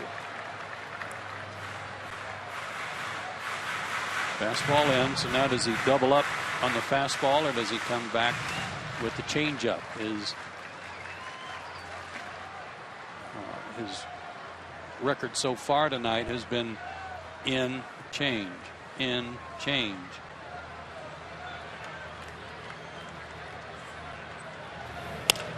High fly ball toward left. He got under it. And it was a change, it appears. Yeah, and boy, oh boy, it was one to clobber. 2 outs. Justin just got under it. And he knows it. One of the few mistakes he's made tonight with the changeup, and it was up.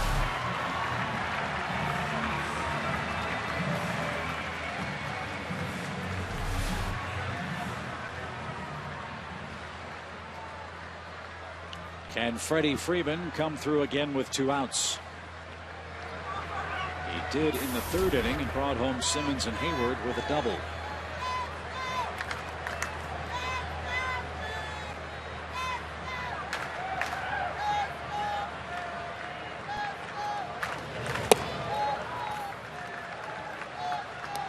Strike 1 for Freeman.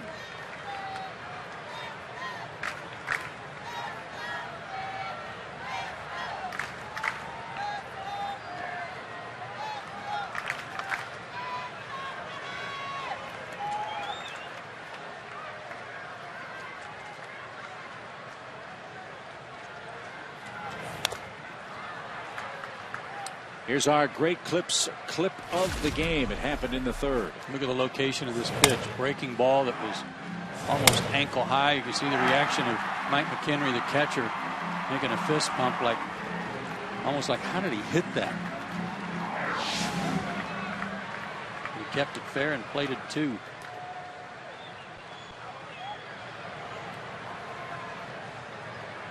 No balls, 2 strikes for Freddie.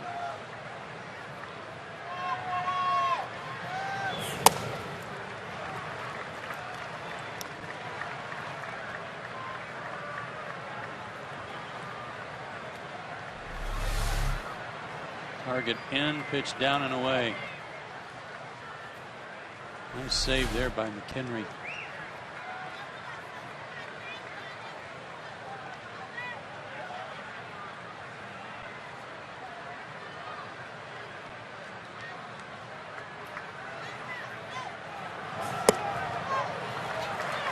Freddie battles back to see a 2-2 count. The thing about Locke tonight and his command is that he's not missing by much. He's gotten a couple of calls that weren't strikes. We've seen a couple of calls that probably should have been strikes and weren't called, but he's that fine with his control with his fastball tonight.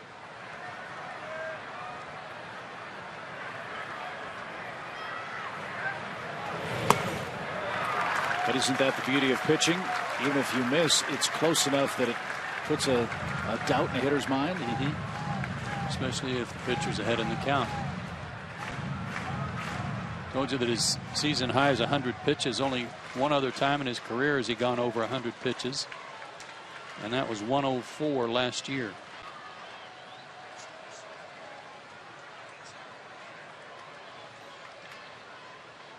The pitch of decision for Freeman.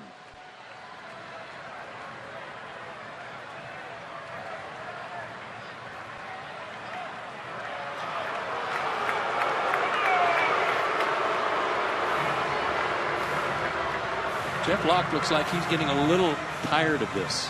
He kind of has that look like, yeah, not again.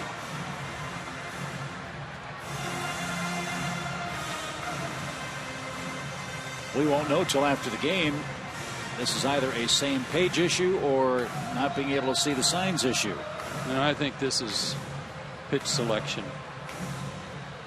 It's too long a discussion to be anything but that. But the ultimate decision rests with the guy who's got the baseball in his hand.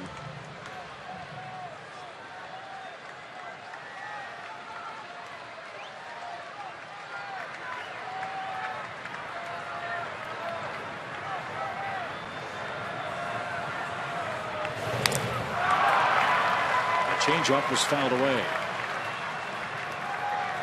Freddie spoiled another good pitch, and that took a bite out of McHenry.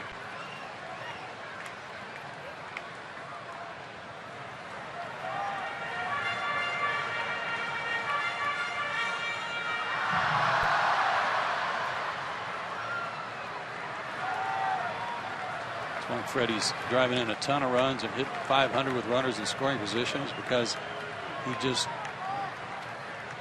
battles you and fights off so many good pitches.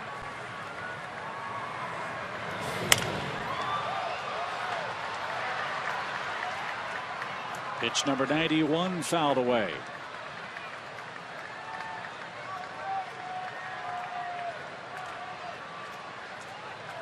Freddie has seen everything this man has to offer in this at bat. This will be the 8th pitch of the at bat.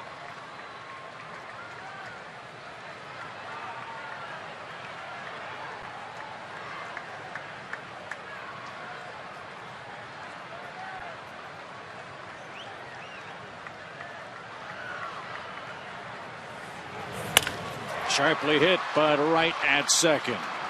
And Locke is out of trouble in the 5th. No runs, a hit, a man left. To the 6th we go. Pittsburgh still leads it.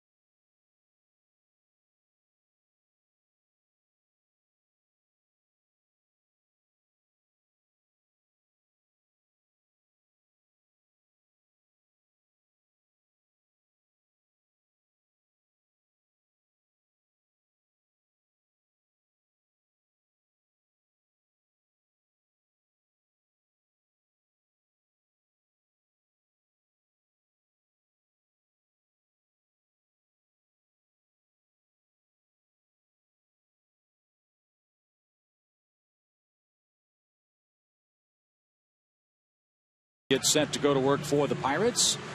And with Andrew McCutcheon on your screen, that means it's trivia time. He was a National League All-Star in 2011 and 2012.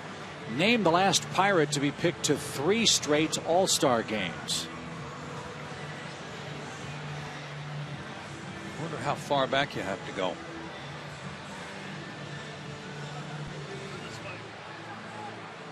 Laser said Honest Wagner. He's got a statue, you know. Yes, he does. And McCutcheon may have one before he's done as a Pirate. 1 ball, no strikes. Some good nominees from those good early 90s teams. Or how about Aramis Ramirez? Remember, he was a Pirate.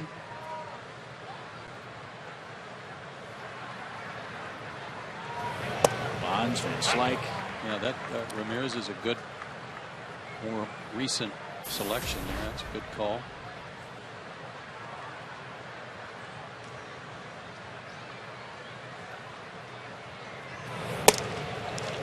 That caught a corner. 1-2.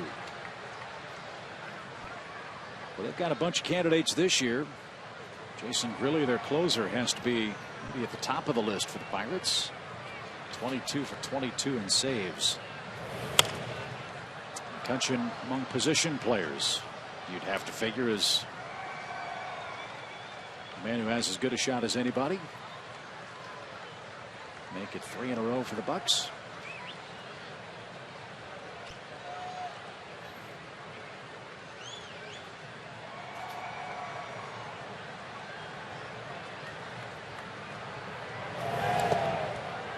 Two and two. Top of the hour in Atlanta, top of the 6th inning. Joe Simpson, Tom Hart, Elizabeth Morrow, Chip Carey with you from Turner Field. Pittsburgh trying to even this series at a game apiece.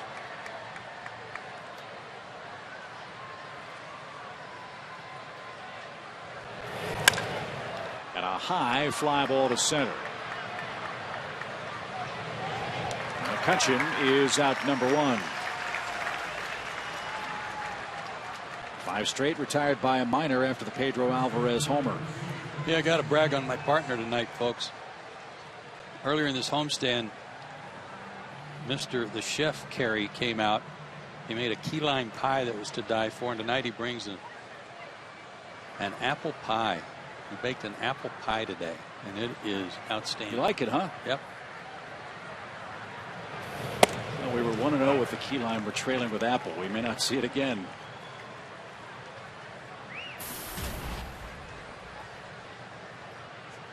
Well, I'm impressed.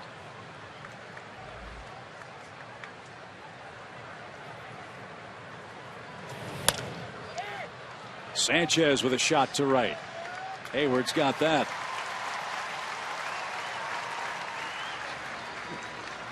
Two outs. Just had another vote cast. Yeah, we have a. You know you're going good when you have a food taster. Mm-hmm. And guess who's in the booth? What's going on? It's Chipper Jones. That pie's good. That pie is really good. Well, the question of the night: are you well hydrated? It's awfully hot and humid this evening. I'm very well hydrated, actually. I'll try not to let it come through on no, camera you're all fine. that much. You're fine. Got some barn burner tonight. You got it. How about these Pirates? Let's talk about them a little bit. Pretty Tell good you club. what, they've been very, very impressive. Jeff Locke's thrown really well tonight. And I'm impressed. I mean, you know, a lot's been said about them having great first halves the last couple of years and fading, you know, down the stretch. I don't know. Whenever you're first in the league in starting pitching and first in the league in saves, that's a really, really good formula. I don't care how many runs you score during the course of the year. You're going to be in a lot of games. It sounds kind of familiar here as you look up on the wall and left, huh? That's a very good formula. I've come to find out. Minor just missed inside to Martin. 2 balls, 2 strikes. You were here when Mike Minor made his debut. This guy's really grown up a lot. He really has. He's you really kind of see him taking that step that Tommy Glavine took, you know, from his first year or 2 here in the big leagues. I think Tommy he was really bad his first year, maybe 2-11, something like that, and you just really saw him kind of harness his repertoire and go out there every 5th day and keep his team in the game, and that's what Mikey's doing. Although really bounced back nicely this year. Had a good year. Nice inning for Minor in the 6th. We'll stick around and talk more with Chipper Jones, who has a big month coming up here in Atlanta. 4-2 your score.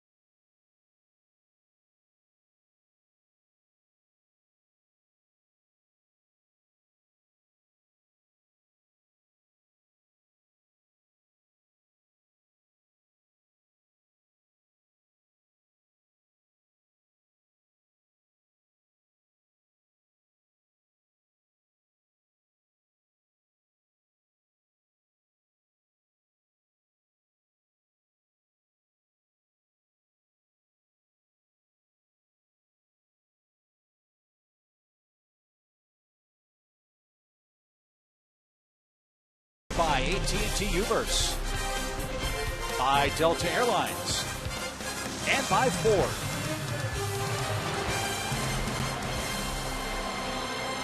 Last of the 6th inning, 4-2. Pittsburgh has the lead. Always a treat to have Chipper Jones join us here at Turner Field. You got a big month coming up as you sit here as a fan now and watch the Braves play, and you see Dale Murphy and Phil Niekro and Hank Aaron down the right field line, among others, and then Greg Maddux and Tom Glavine and Bobby Cox. Number 10's going up there pretty soon. You been thinking about that? Yeah, that's pretty cool. You know, I mean, it'd be lying if I said I didn't think about it when I was out here from time to time. You know, you look up and see, you know, all the great players that have played here, and you know, I always wanted number 10 to be thought of in the same ranks as these great players, and now it's going to come to fruition. So it's going to be a great day for the Jones family here at the end of June. Brian McCann gets things started for the Braves. He's flat out and walked. So Chipper Jones is now retired. The mantle of this ball club has passed to guys like Brian McCann, who 8 years ago was just getting started. Doesn't seem possible, does it? He's already got 1,000 hits now. I know. I texted him last night after the game. You know, I can still remember the first one off Dan Herron here. You know, when he caught, you know, a Smoltzy masterpiece here in summer, you know, a few years back. And it seems like it's flown by, but Brian McCann's been a really, really good player here for a long time. 6-, 7-time All-Star, Silver Slugger. I mean, we can go right on down the list. I certainly see him getting the next 1,000 as well. What's your take on this ball club, primarily this lineup, and all the strikeouts? There's been a lot made about all the strikeouts on this ball club. What's your assessment of that compared to the fact that there's 7 games in first? Yeah, well, you can't argue with 7 games in first. I mean, I think you have to thank the Nationals for not playing as well as probably a bunch of people expected them to, for having that 7-game lead. You know, I just I think about the what ifs a lot, and I think about, you know, where this club could be if they made a little more contact.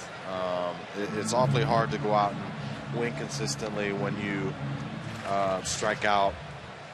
I think I heard somebody say they were on a pace to strike out 1,480 some times this year.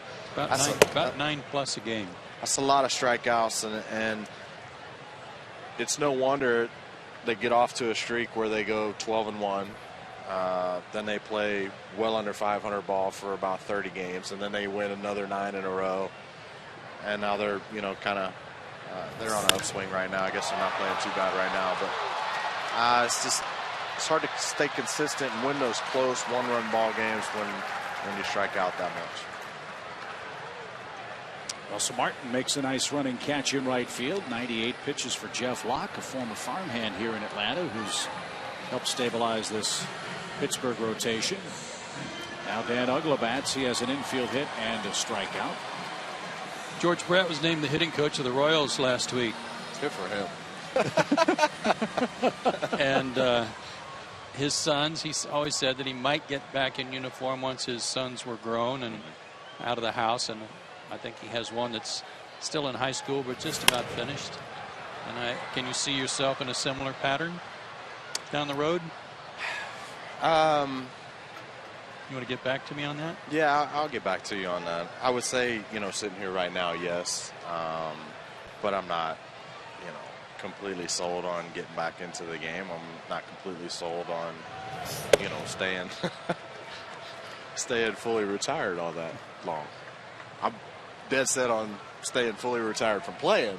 Let's get that straight, right, so we don't get the Twitterverse all up and hot and bothered. But I'm just not ready yet. My boys they're with me tonight up in the box, and we enjoy it.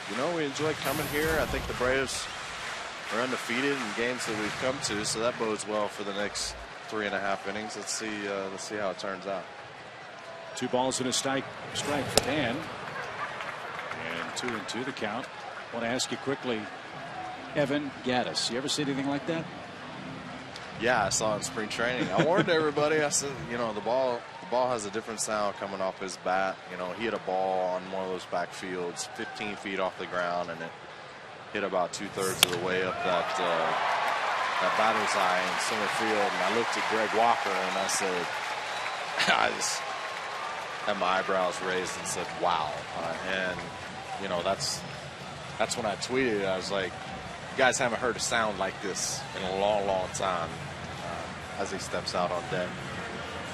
But I'm happy for him. Everybody pulls for a kid who's, had to battle his own demons and come out the bright side, smelling like a rose, and Evan certainly has.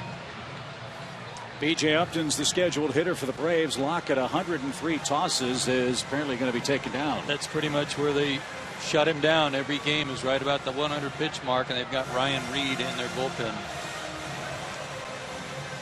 And Travis Snyder is going to come in as well. The Pirates are going to do a double switch. We'll continue with Chipper Jones. The Braves have action in the 6th, down 4-2.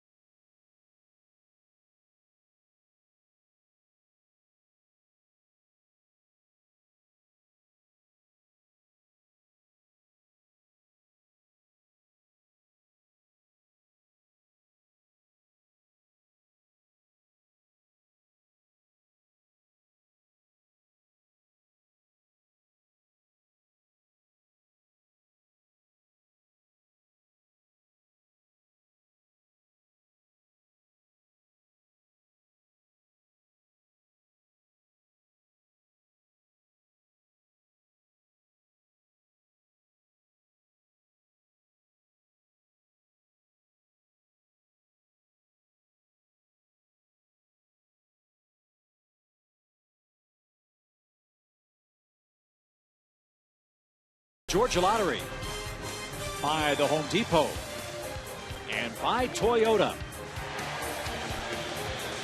Double switch for Pittsburgh, which leads 4-2. Man aboard for Atlanta with 2 outs in the inning. Travis Snyder now takes over in right field for Russell Martin.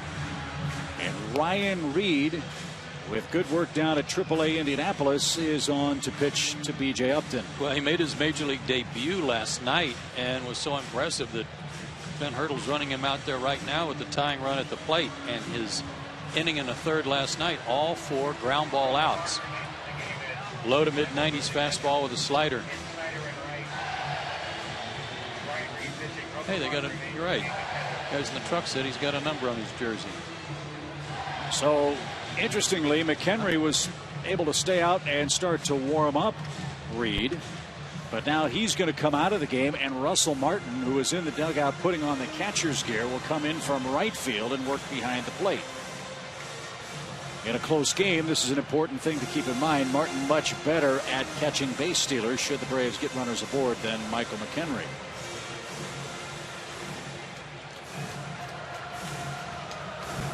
So Reed will bat in the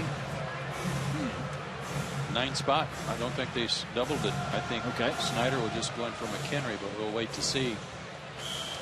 Chipper, do you remember? It certainly wasn't that way when I was playing, but more recently for you.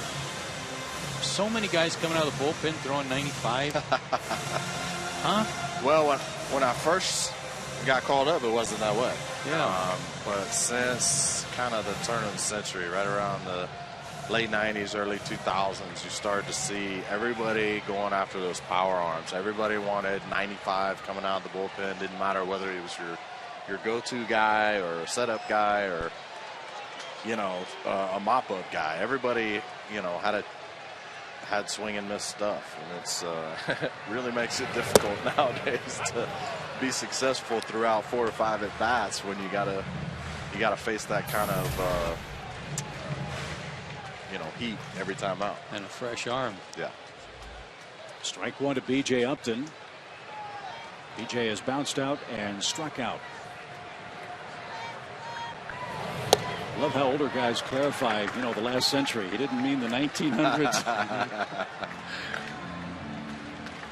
By the way, you ever talked to B.J. about that shot you took in Tampa Bay? Oh, I showed him the picture. Yeah, that one still hurts.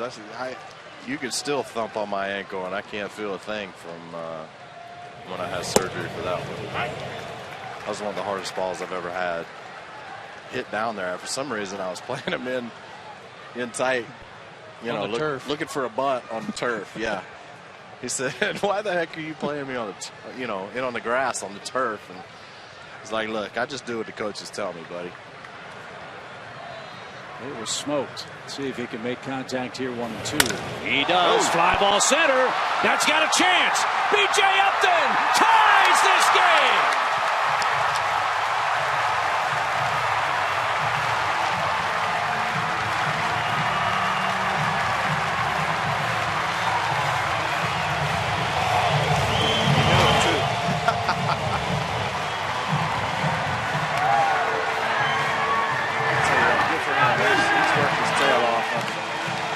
Talking to Greg Walker quite a bit over the last couple of weeks, and they've been racking their brains trying to get this guy out of it, and it's good that he's starting to make some adjustments and starting to get his timing back. He knew he got that one. Well, I say again, that's a little surprising with a tying run at the plate to run a guy out there in his second major league appearance. That sinker didn't sink, and BJ got to show you his home run again. Well, you gotta keep your finger on the pulse of what's going on down there in the bullpen, and Clint Hurdle certainly needs to see what he's got out of some of these young guys. He's certainly got good life on the arm, made a couple good pitches, just made a little bit too good of a pitch with 2 strikes right there. And you hitters never get tired of that sound, do you? Nah, you can tell. I think all 3 of the balls that have been hit out of here tonight, I haven't been looking directly at when they made contact, but I recognize the sound. So Jordan Schaefer will bat for Mike Minor. Braves have brought him back in the game. 4-4 score here in the 6th.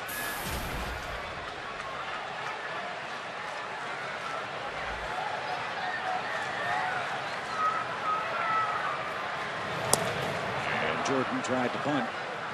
You've seen a difference, I'm sure, in this kid, haven't you? Yeah, I was just fixing to say I'm so proud of this kid. You know, I don't know why I just had a little soft spot in my heart for this kid, and I really want to see him do well. I know he's made some bad decisions, as you know, everybody has during the course of their lives, but I don't know. I just really wanted to see him succeed, and ever since I've seen him in spring training this year, he's had a different look in his eye, and it's good to see him getting some results out of all the hard work. Joe has said a couple of times with regards to Jordan, sometimes it takes a young player a long time to figure out what kind of player he needs to be as opposed to what kind of player he wants to be. Right. And on this team. And I think that's what we had a hard time kind of banging into his score early on in his career. You know what? He's fast as all get out. His game is speed. He needs to learn how to hit the ball the other way, on the ground, on the line, put the ball in play more often so that he can take advantage of what God gave him, and that's, you know, great speed. And you're finally starting to see him. You know, I think he could really, without trying, run into 8 or 10 homers a year, kind of like a Michael Bourne did. But what we need him to do is put the ball in play more. But he wasn't willing to give that up. He wasn't willing to give that up. You're starting to see that now, where he's really starting to think bunt and hit the other way before, you know, pull. That's a good pitch right there. Was a good pitch. But a better result for B.J. Upton. A long 2-run homer to straightaway center. Ties this game in the 6th. Chipper, I think the kids need some more ice cream. Good to see you, buddy. Appreciate you having me. Chipper Jones in Atlanta, where we're tied for a piece.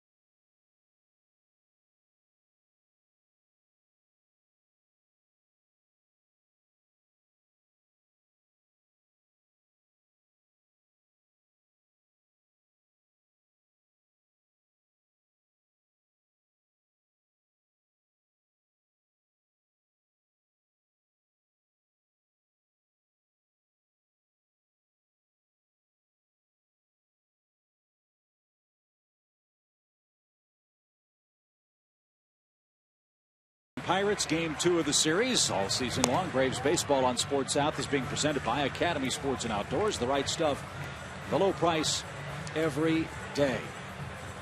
Now this game gets very interesting, for it's become a battle of the bullpens. Mike Minor is taken down on the pitch, and answering the AT&T call to the bullpen is lefty Luis Avilan. There are Luis's numbers for the year. He last worked 2 days ago against Washington, got a hold, worked a perfect inning. And I know that Pirates bullpen has been taxed lately, have had to work a lot. That's why they called up some fresh arms.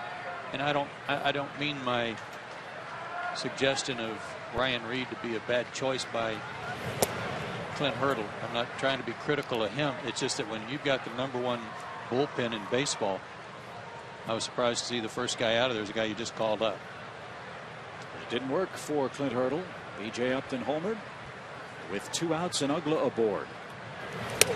And Travis Snyder, who came in the double switch a half inning ago, is the man leading off the 7th for Pittsburgh. He assumed the spot of Michael McHenry, the starting catcher tonight.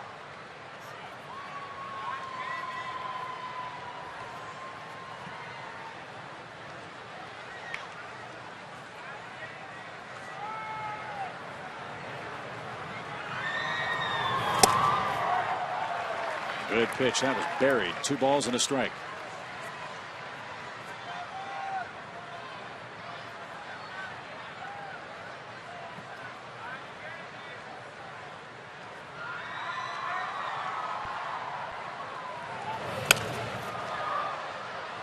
Snyder's been very effective this year for the Pirates offense against right-handed pitching.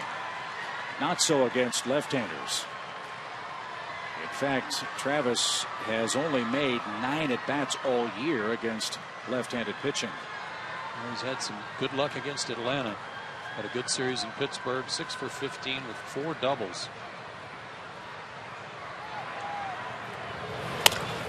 Bounce toward Simmons at short. Anderton makes the play.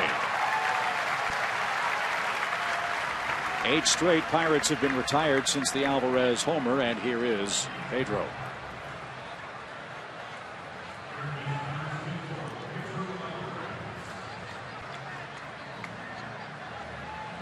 The Vanderbilt matchup, a draw.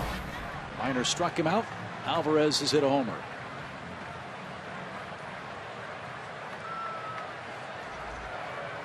Corey Guerin beginning to loosen up in the Atlanta pen behind Avilan.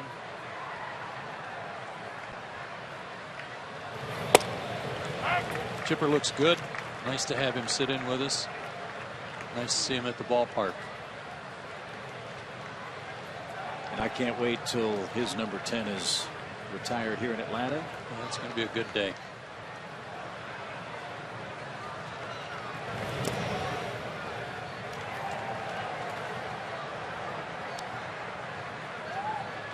We joke about it all the time with Tom Glavine, broadcast partner in the booth, and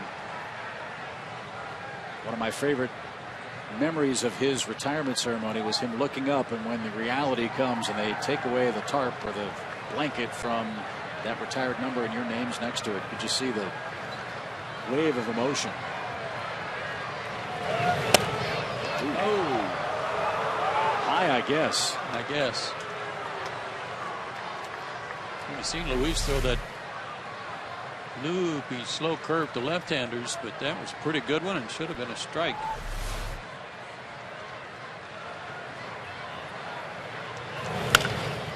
Alvarez hit the ball before it hit him. No kidding. 2 balls, 2 strikes. Right at him. Luis was talking about how helpful Eric O'Flaherty has been in his development as a late inning relief pitcher, and how to not only manage his pitches but manage the lineup card. I'll explain after this 2-2 pitch, which was very effective. Alvarez is struck out. Sometimes fans and broadcasters alike get wrapped up in, oh, he just walked a guy. Well, sometimes that's done for a purpose. Pitch around someone against whom you're not comfortable to go after the next hitter against whom you've had success. Got to know who's there. You got to know who's in the dugout that's still available to pinch hit. And he's had a couple of very good mentors, left-handed, Venters and O'Flaherty, to rely on. Barmes bats with the bases empty and 2 outs. 1 ball, no strikes. You know, and so much of that is kind of, some of it has been handed down, that those guys learned from Billy Wagner. You know, I don't think you can say enough about his influence on the Braves. And if Hayward catches this in right, Avilan will have a 1-2-3. Top of the 7th inning. Stretch time in Atlanta. Top of the order coming up. 4-4 game.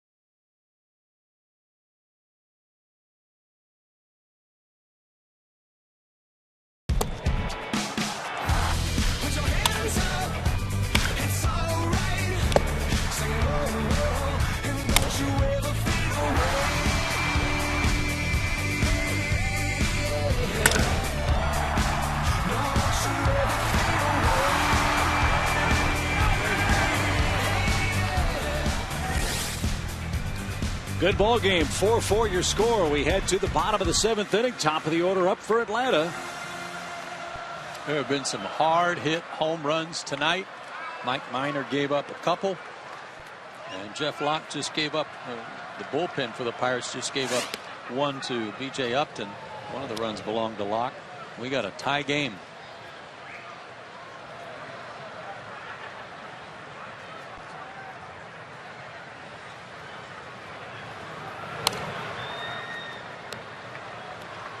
Action in both bullpens. Tony Watson for the Pirates, Jordan Walden for the Braves.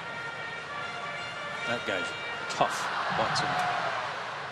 And Jordan Walden, since he came back from his DL stint, has been airing it out.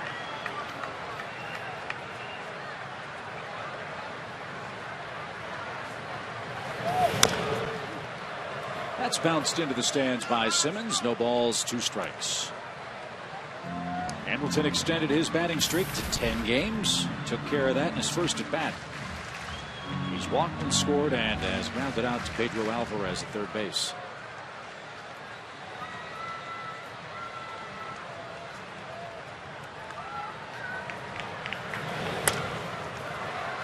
That's over the Braves dugout foul. Still 0-2.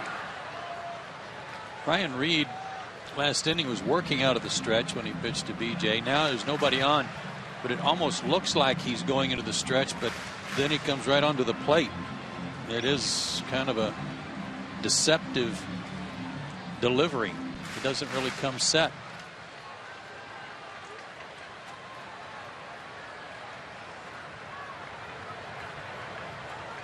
And of course he did this time.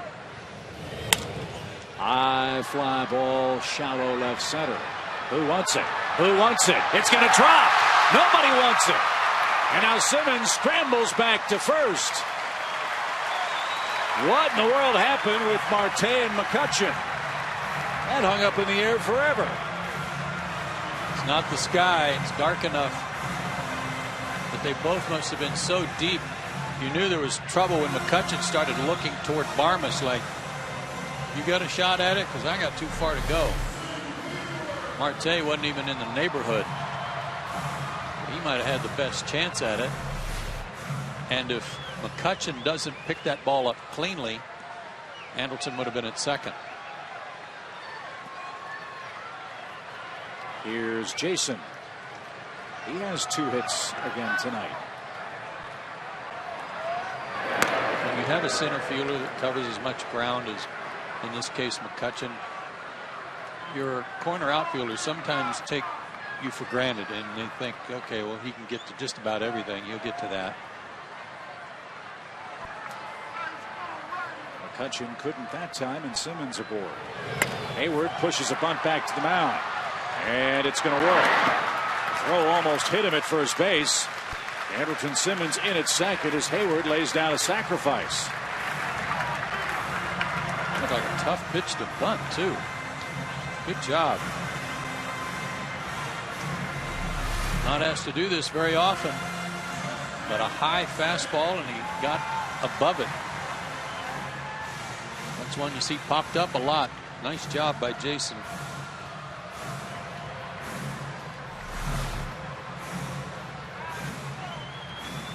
Middle infield meets on the mound with Justin Upton up there.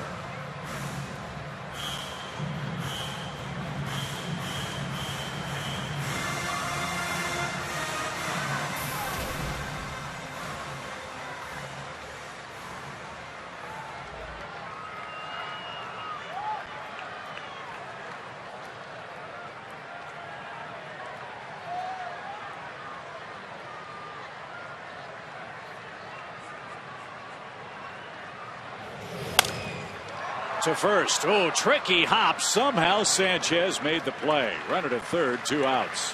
And even after he made the play, Chip, he wasn't sure he made the play. He had to look twice in his glove to see if the ball was really in there. We have seen some goofy hops at first base in Atlanta this year. Mostly on this homestand.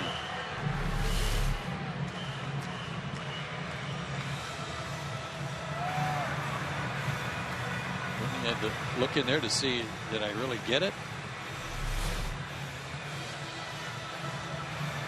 There's another switch coming here for the Pirates. Clint Hurdle is going to go get Reed, it appears. And we might see Neil Walker come in for Pittsburgh to play second base. The go-ahead run is at third base for Atlanta. It's in the form of Andrelton Simmons. Indeed, it will be Neil Walker taking over for Pittsburgh at second. And Tony Watson was loosening in the pen. We presume he's on to face Freddie Freeman. Wheels really turning in Atlanta. Game 2 of the series, still tied 4-4.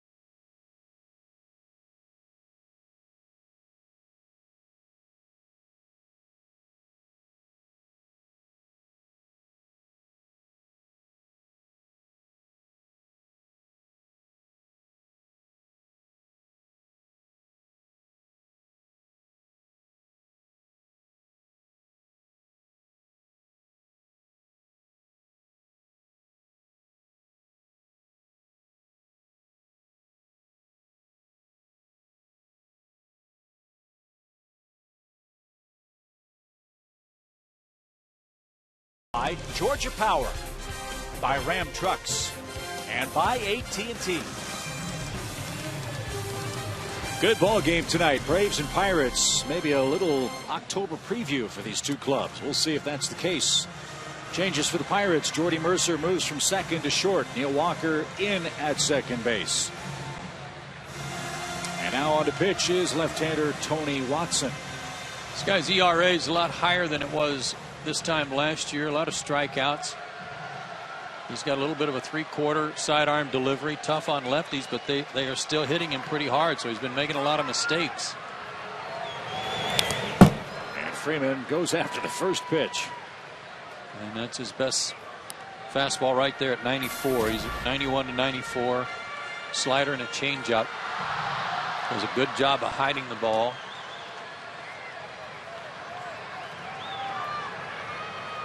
Left-hander's hitting .286 against him, though.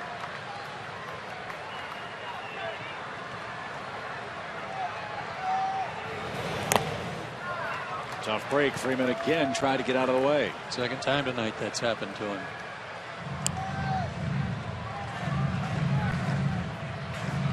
Those are awesome numbers, folks.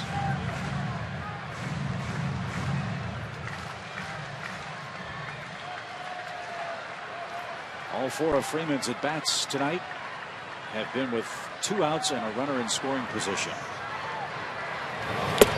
And Watson made it elementary. 3 pitches, takes care of Freddie Freeman. And that ends the Atlanta 7th. 4-4 game. Pirates up for the 8th.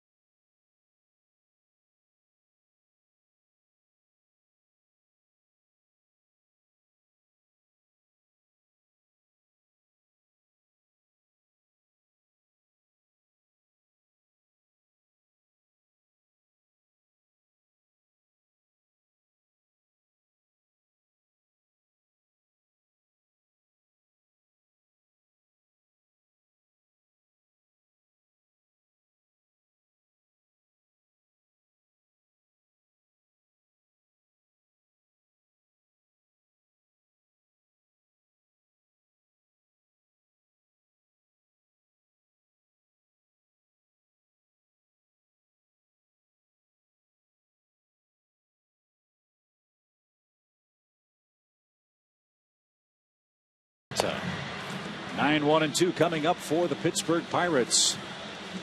There's a look at Andrew McCutchen, a Pirate All-Star the last 2 seasons, named the last Pittsburgh player to be selected to 3 straight All-Star games. I'm going to say Van Slyke. Van Slyke? Bonds is an obvious choice. I'm going to go with my original thought, which was Aramis Ramirez. Okay. Bobby Bowe. Too many choices there. Too many good players to pick from to land on the right one. Bobby Bonilla, the second highest paid outfielder on the Mets roster this year. As Jordan Walden takes over for Atlanta, Joe mentioned how good he's felt and how well he's pitched since his stint on the disabled list. Let's hope that continues for 3 good hitters are coming up for Pittsburgh in this inning. Last worked 3 days ago against Washington and got a win. Perfect inning. Pitched in 2 games against Toronto, coming back from the disabled list, and no hits allowed in either one of those 2 outings. So 3 perfect innings since he came back. No hits, runs, or walks with 3 strikeouts. Neil Walker is the first man he'll face. A 96-mile-an-hour fastball.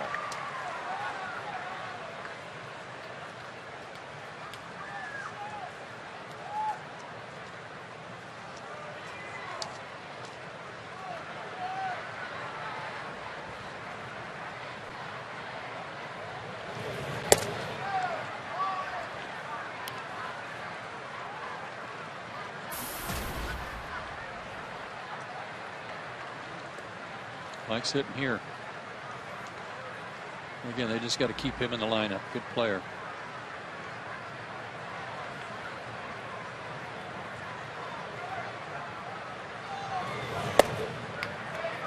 A little low. 2 balls and a strike. Washington came back and beat the Mets tonight. A couple of runs in the 9th inning made a winner of Tyler Clippard. Bobby Parnell, the loser for New York. Parnell's been closing for the Mets, so that must have been a 9th inning rally. And the Pirates keeping an eye on the scoreboard in the Central. They see Arizona beating St. Louis 6-3. That's in the 5th inning at Busch Stadium. Pittsburgh's 3.5 behind the Cardinals.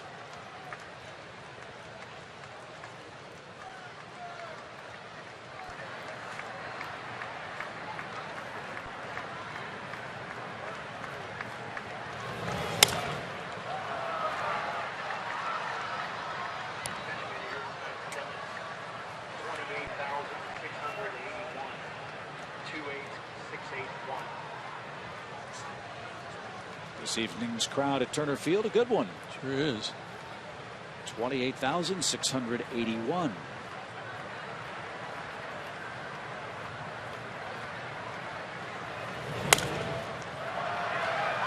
(96 to 86 miles an hour on back-to-back pitches to Neil Walker.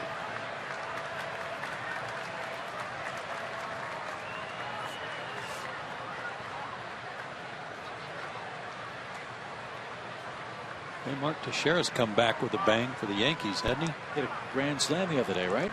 Last night, hit a 3-run homer tonight. Wow. Stairs. We saw the Yankees this spring, and they looked, frankly, awful, I thought. It's hard to tell who they were. Right. So many guys missing. The Yankees 2.5 behind Boston, despite all those injuries. George Girardi and Brian Cashman, again, a terrific job in the Bronx. And a bouncing ball up the middle. Simmons set his feet beautifully as he caught the ball and gets Neil Walker for the first out.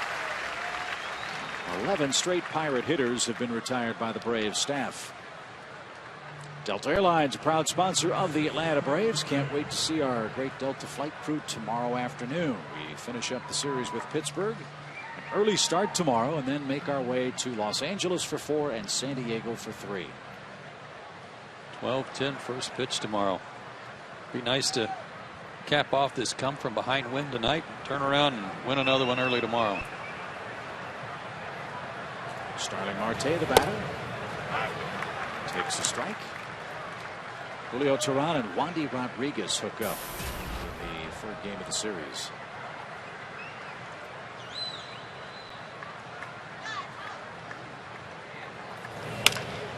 Fly ball to right. That's going to be playable for Jason. 2 outs. Always fun to look ahead. Laser Baker just handed me a note that if things ended, if the season ended today, the Reds and the Pirates would win the 2 wild card spots. The Pirates finished the season at Cincinnati with 3, and then they'd turn around and play again in the postseason. Wow. If it ended today.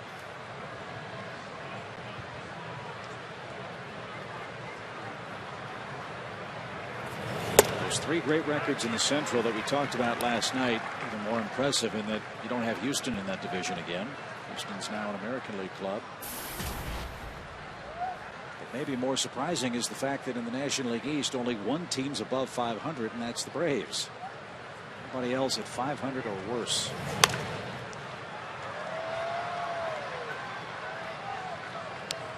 Phillies started play tonight 28-30. The Mets 22-32, and the Marlins 16-42.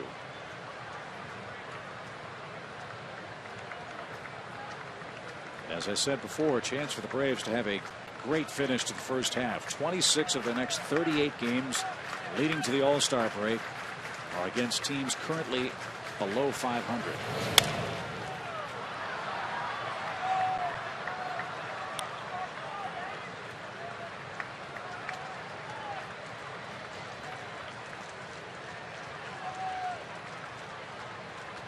B.J. Upton's 2-run homer tied the game.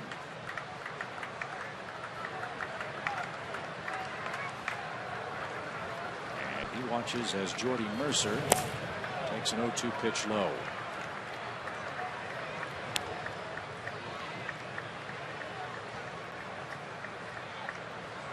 Juan Francisco in the lineup tonight for the Milwaukee Brewers at first base.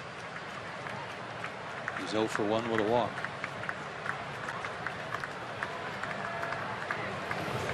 Swing and a miss. Impressive 8th inning for Jordan Walden. Brian McCann leads it off for Atlanta, tied at 4.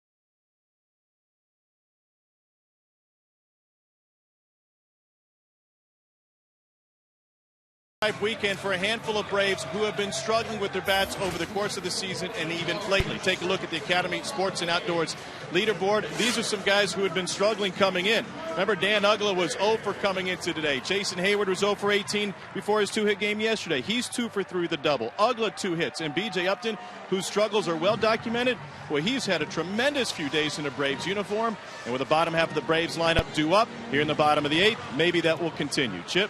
Like the way you think, Tom. Me too. And Dan has proven that it was his turn tonight with his 2 hits. Remember, it was his hit that preceded the home run by BJ. So Watson versus McCann to start the 8th. We'll see how long he's allowed to pitch. Johnson, Uggla, and Upton to follow. Right-hand hitters for the Braves.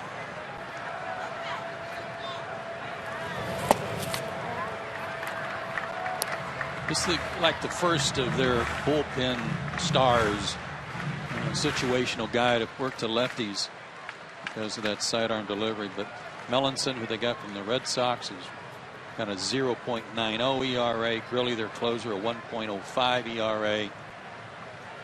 They've had it working down there when they've had the lead.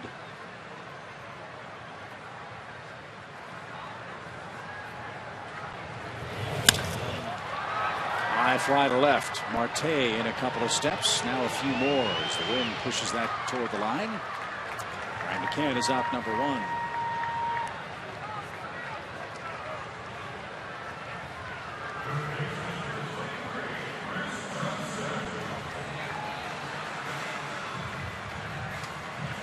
Watson stays out there. Chris 0 for 3 tonight.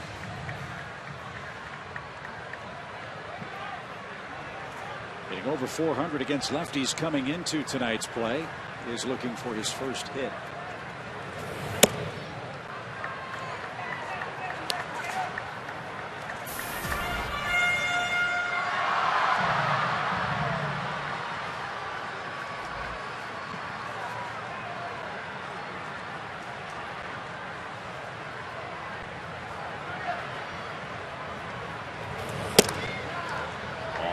Plate 2-0.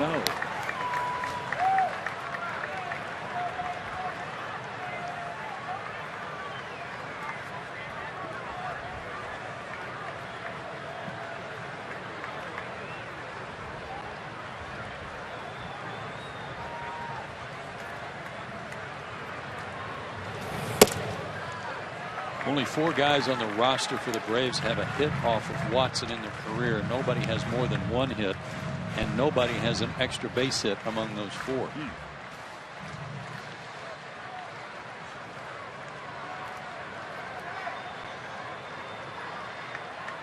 Chris is 0 for 2 with 2 strikeouts. And he'll take a walk on 4 pitches. Okay.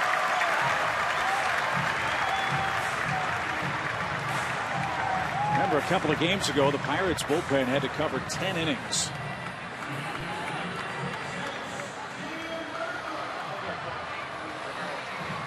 Ramiro Pena is going to pinch run for Chris Johnson at first base.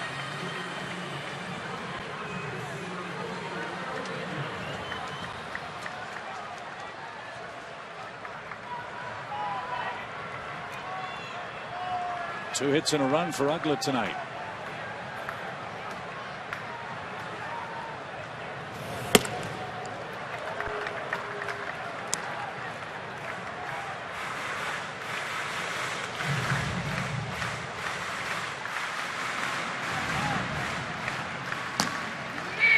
Kimbrel getting ready.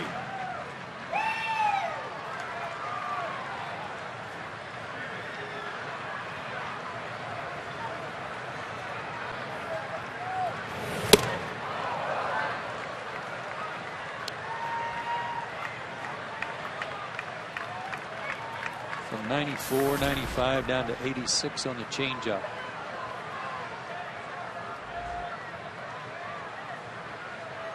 This at bat goes very deep. He'll see another one.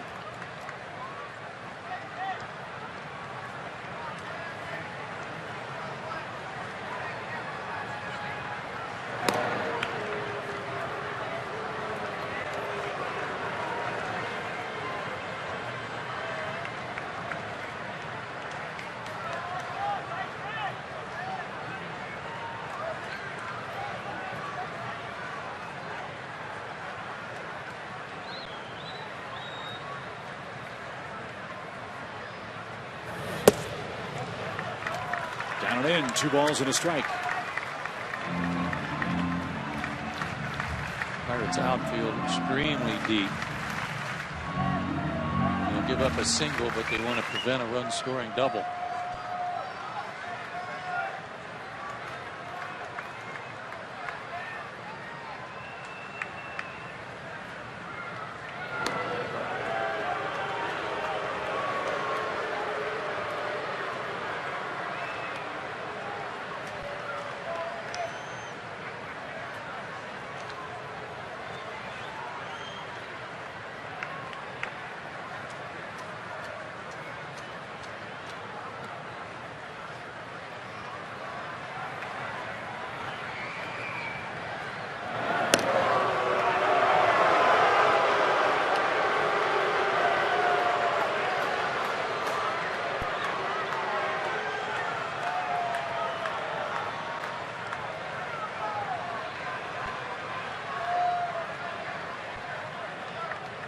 Two balls, 1 strike.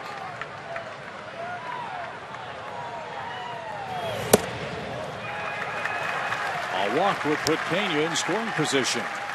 That was his changeup again, but that one not as good, and because it was too far off the plate, couldn't get Dan to offer.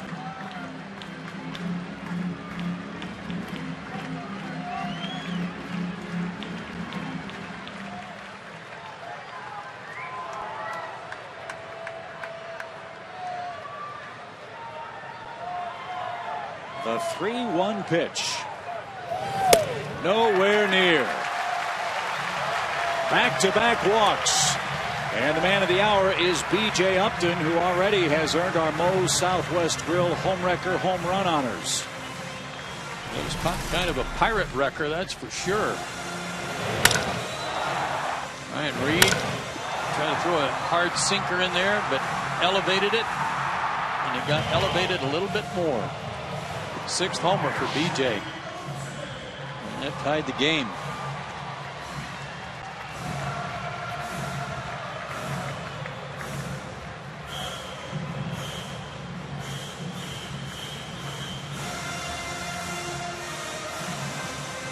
We have a new feature to show you all. We talk so much about velocity of a pitcher. How about speed off the bat?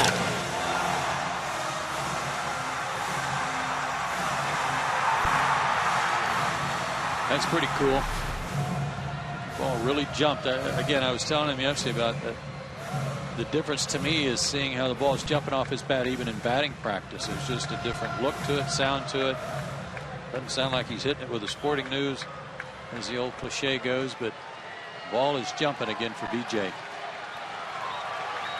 The beauty here is a single could give the Braves the lead. 2 on, 1 out.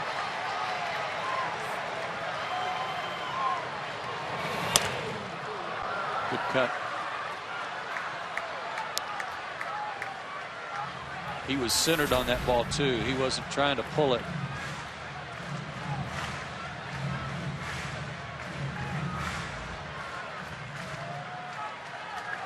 Evan Gattis has grabbed a bat.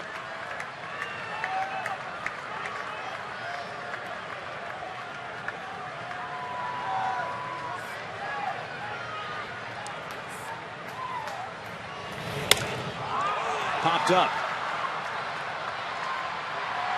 Mercer going out. Marte calls him off. That's out number 2, and here's Evan Gattis. He loves these situations, does he not, Tom Hart? He does, and it's perfect for his manager, Freddie Gonzalez, who just told the press today it's almost impossible to get him in the lineup, especially with the resurgence of B.J. Upton and Jason Hayward. The flip side is this. You have one of the most dangerous bats in the big leagues coming off your bench to pinch hit late in the game. Yeah, you're right, Tom, and he can pick and choose his spot where he wants to use him. That's what Bobby Cox used to always say. Sure, you give a guy a night off, but if he's in the lineup, you know when he's coming up. So Gattis is announced. He's in the box.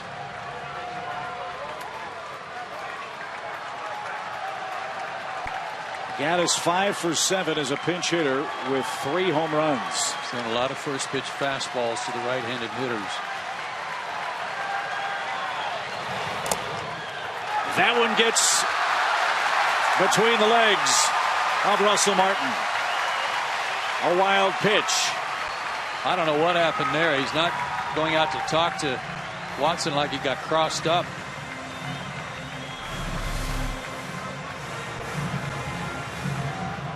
No, it was in the dirt. I didn't even know that it hit the dirt. I thought it just went through him.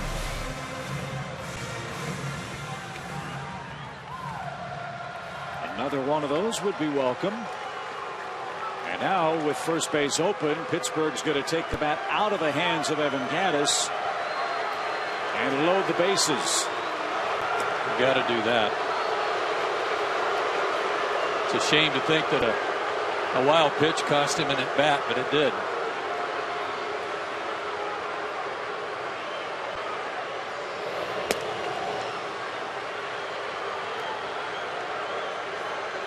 That'll bring up Andrelton Simmons. The bases loaded and 2 outs. Whoa! That one almost close enough to swing at. And almost to the screen. Russell Martin might have looked back at home plate umpire Mark Carlson and said, "Is that nearly a strike?"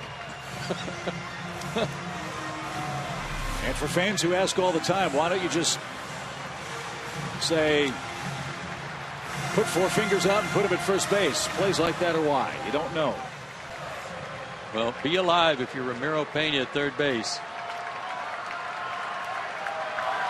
One got through Russell Martin. He almost threw another one to the backstop on the intentional pass. Andrelton's been the Braves' hottest hitter. 10-game streak. And took a strike at the knees.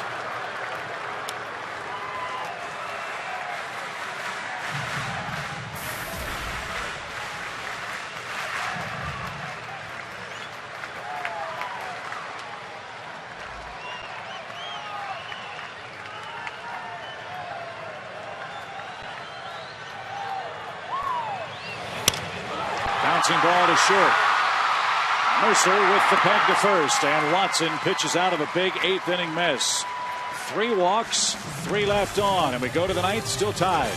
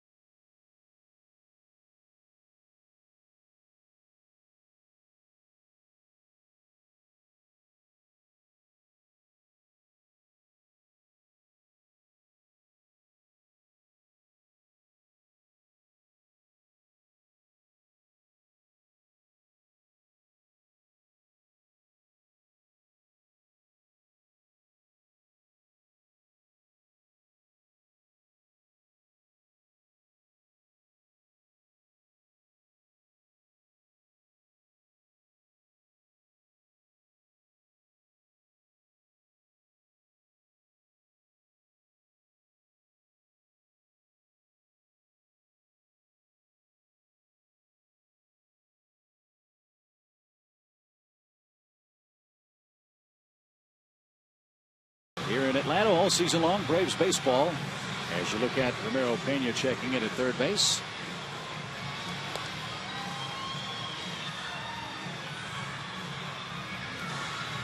There we go.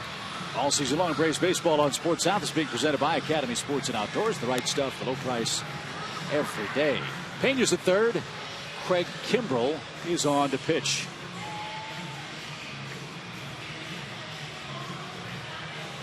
Craig worked in 2 games against Washington. Got a no decision in 1. Got a save, his 17th 2 days ago. Those 2 outings, 2 innings, 2 hits, no runs.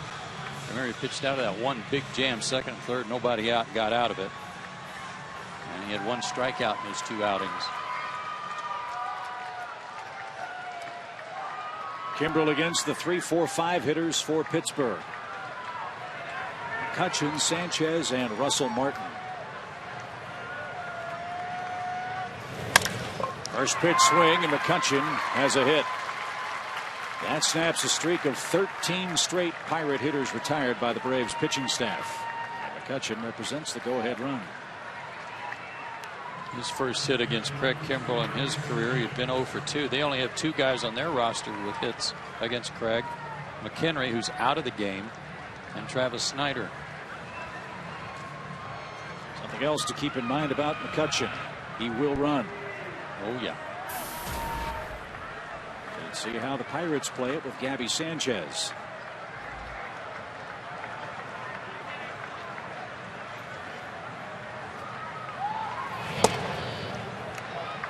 One ball, no strikes.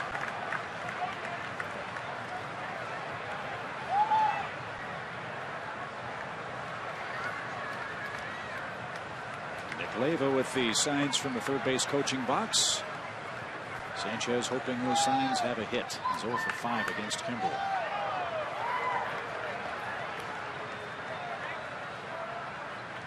Freddie Freeman has got to be on his toes over there. Craig doesn't throw over there often, but when he does, it's about 95 miles an hour over there too, and sometimes a little tough to handle. Runner goes, good jump, and Sanchez a roller down the third base line. Will it stay fair? No.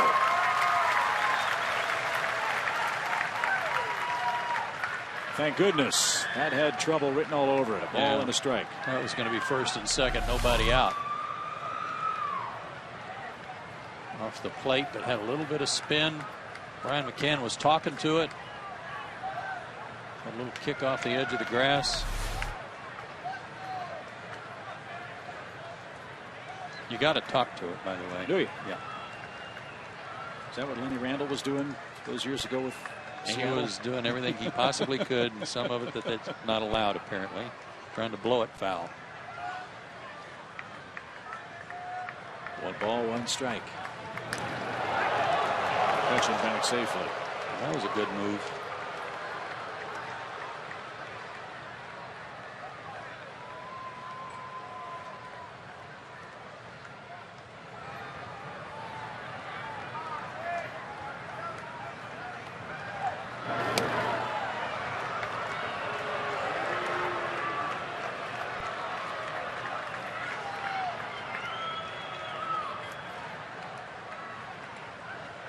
Catching 14 out of 17. Showed that number last year. What was it, 30 last year? McCutchen? Uh-huh.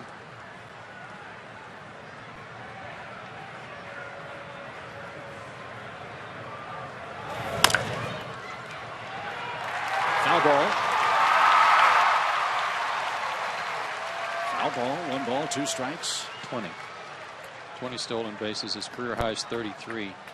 Got caught 12 times last year. 20 out of 32. He's got to get the home grounds crew to quit watering down first base. That year he stole 33 out. I don't know for sure, but I'll bet that was 2010. But he was leading off a lot that year. Could be. 1 ball, 2 strikes. Popped up. Dan Uggla drifting back. And a 2-handed catch.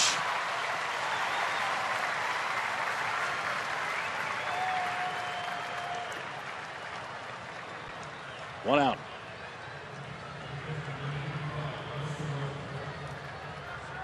When you are a base runner, especially in, well, every time you get on base, you need to know where the outfielders are playing.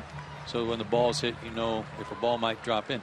But if you're an infielder in this situation, you got to know that they're back also. You got to know on a shallow pop like that that it's pretty much on you. You better get back there and catch it. Strike 1 to Russell Martin. Started the game in right field. Moved behind the plate in the middle innings this evening. And so here we are, as we told you once Locke and Minor left. It is a battle of the bullpens. Braves just left. The base is loaded. Pittsburgh has the go-ahead run aboard with 1 out here in the 9th. That has left 9 on base. Pittsburgh has left 1. They have 5 hits. 2 of their 5 were solo homers.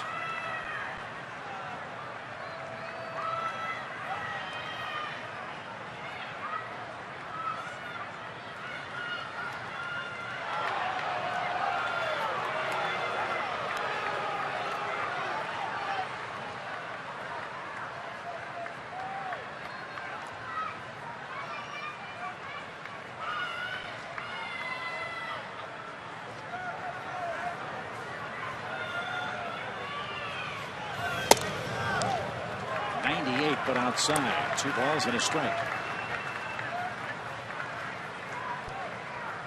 Fans might be asking, why do you use your closer in a tie game here? Good part of the order for the Pirates, and if you score a run in the bottom of the 9th, you don't use him. You know, there's no save opportunity once you get to this point. Oh, yeah.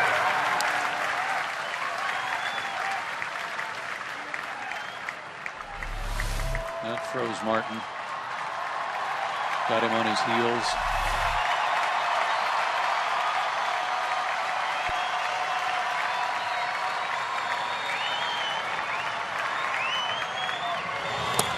Oh, somehow McCann scooped that with a backhand. On the appeal at first, no swing, full count.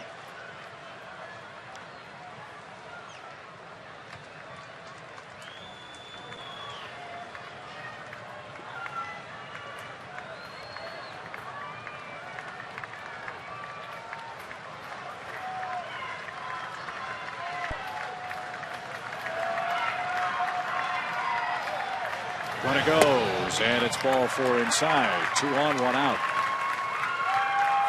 A hit, a pop up, and a walk. And that'll bring up Travis Snyder. Last year when Craig was doing so well and setting all kinds of strikeout marks, lack of hits, all those things, he was averaging 16 plus strikeouts per 9 innings. That's dropped some this year. He's at 12.5. Now that 12.5, that's not too shabby. But compared to what he was doing last year, it is off a little. Snyder can hit a fastball. And is 1 for 2 against Kimbrel in his career. Had a hefty cut and has had a very nice week. In fact, the game winner Sunday. Yeah, pinching for key hits, and he hit a pretty good pitch that was down low. And that beat the Reds as Jay Bruce's throw was off the mark. And turned into a football player and got caught behind the line of scrimmage.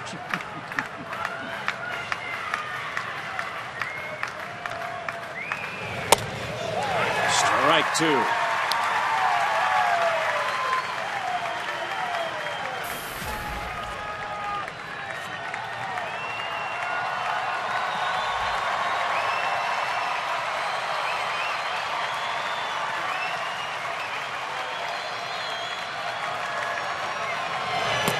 Struck him out. Snyder retired on 3 pitches. When he got in that jam against Toronto the other day, he was able to, or excuse me, Washington the other day, he was able to get out of it thanks to a key strikeout of Ian Desmond. Now he gets a big whiff from Travis Snyder, who's been pretty clutch for these guys. Good pitch with the breaking ball. Now Pedro Alvarez. He's got his average over 200. A 4th inning homer and 2 swinging strikeouts.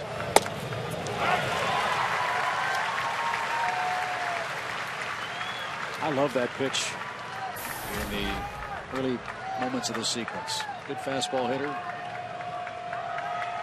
Get ahead with the breaking ball. You know Pedro's sitting dead red on the fastball.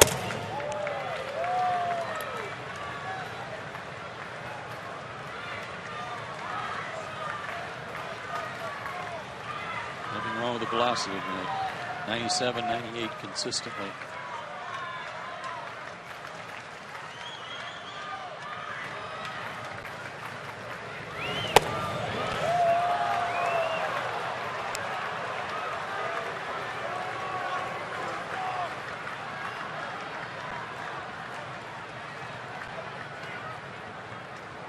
Garrett Jones has a bat. If Alvarez reaches, the pitcher's spot is next.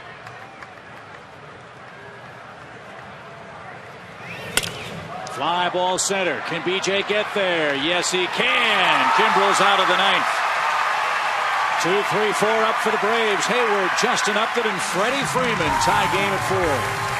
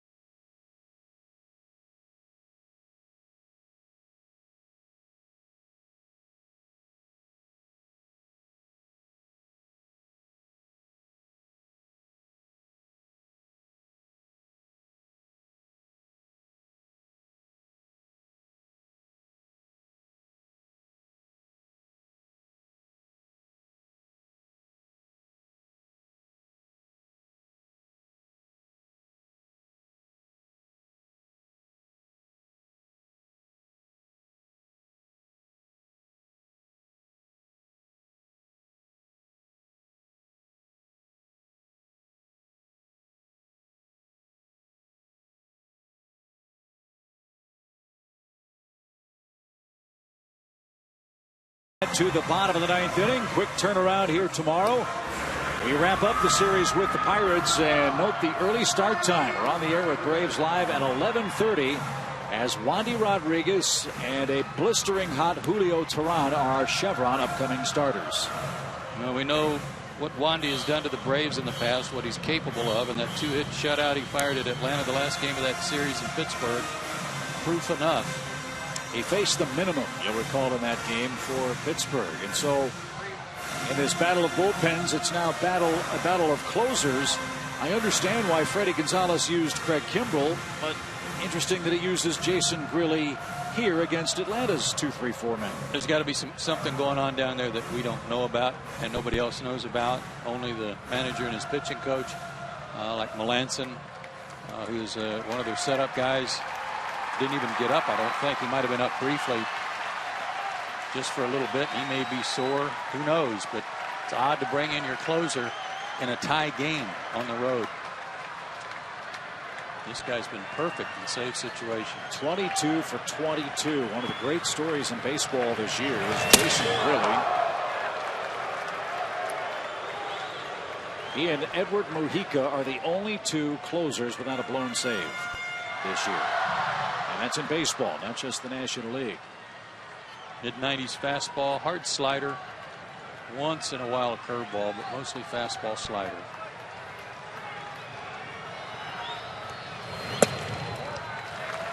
The amazing thing about Grilli's career was coming into this season with 6 years of major league service, he had a grand total of 5 major league saves.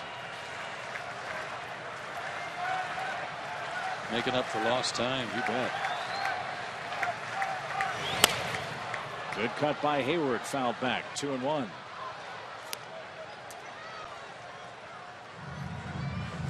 That sacrifice bunt put down by Hayward is last time up, the first of his career.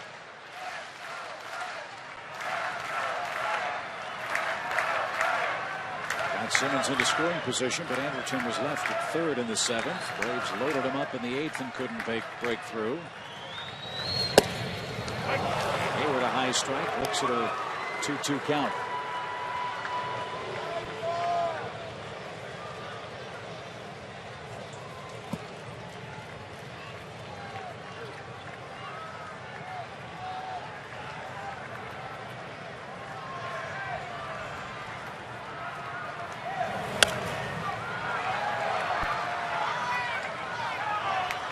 Grilly's big league career began in 2000 with the Marlins. They were the Florida Marlins then. He was with the Marlins organization 2000, 2001, then went to the White Sox.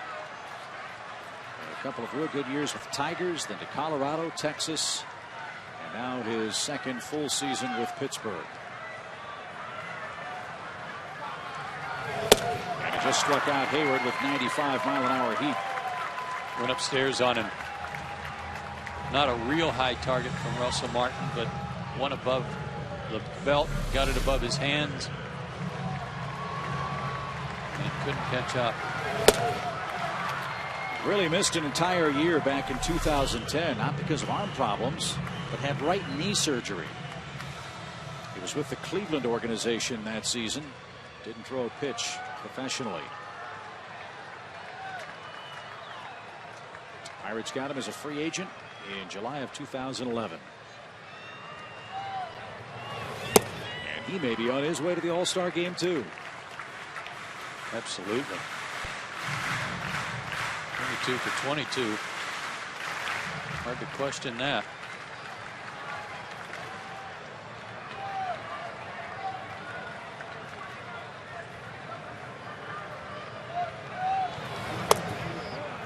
Justin laid off ball 2, 2 balls, no strikes. Yeah, really kind of telegraphed that one. He kind of slowed his motion down on that slow breaking ball. He does that again and throws it for a strike. This game might end.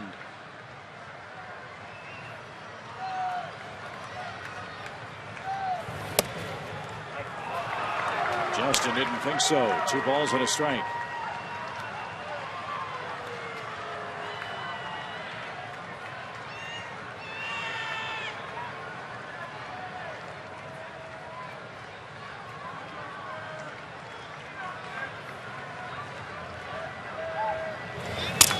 Broken bat over short, base hit, Upton.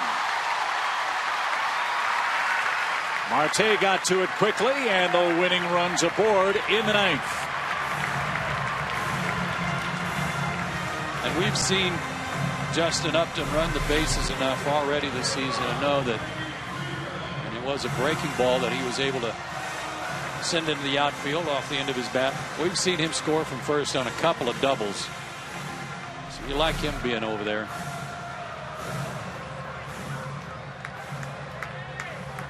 Two more RBIs for Freeman. He's got 40. This is his first at bat of the night with fewer than 2 outs and with nobody in scoring position. But the way he's swinging, he's in scoring position. Yeah. Around the plate, ball 1. 1 for 2 in his career against Grilly.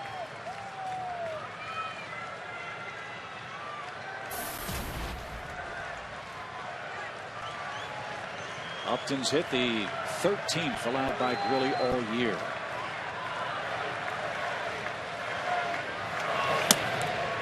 Way high.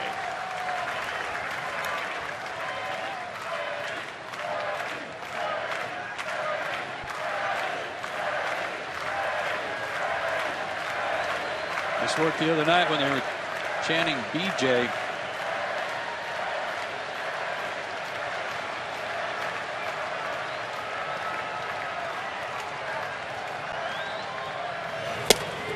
Home run cut. Left-handers against Grilly, 6 for 44 coming in. He already retired Jason Hayward on a pitch similar to that, a high fastball. 6 for 44. It was a 136 average before Hayward hit.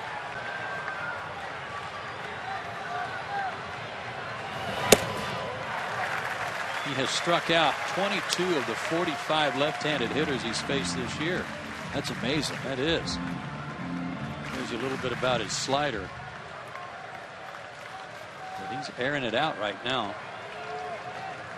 What's he have in store for Freeman with a 3-1 count? Wow. 3-1 slider. They've been working backwards all night to the power hitters.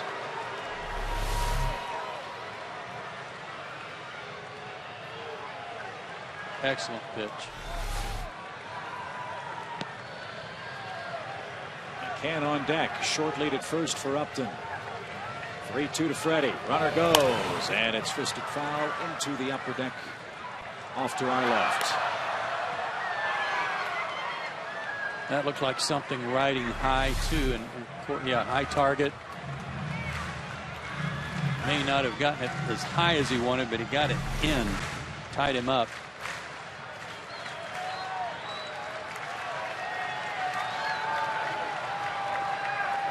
Upton ran a moment ago. Let's see if he's running again. He's not. Freeman, high fly ball. Right center field deep. Track. Wall. McCutchen leaps and hauls it in. Throw back to first. Upton is in safely, and Freeman just missed.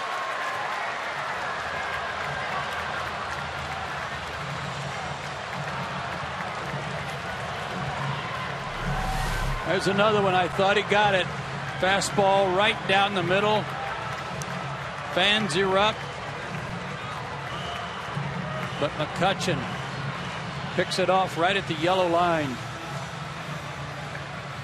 And Jason Grilli, I think, was a little surprised it stayed in too. Boy, that's, I mean, he almost had the grand slam the other day off the yellow line, and that one just missed. Took a fast center fielder to get over there and get it too. Now 2 outs for McCann. And he's moved off the plate. Ramiro Pena's on deck.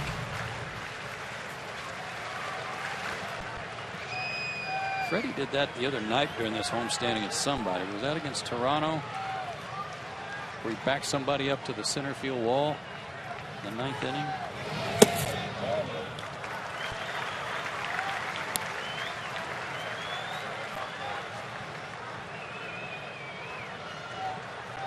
Big fly out in the 9th inning against Washington. Is that against Soriano? I believe it was. All of his hard hit balls frankly run together. Yeah.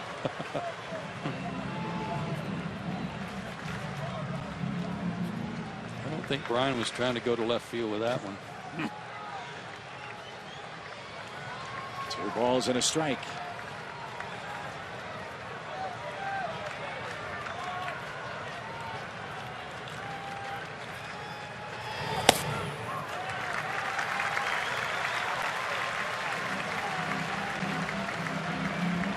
Billy's been pitching behind in this inning.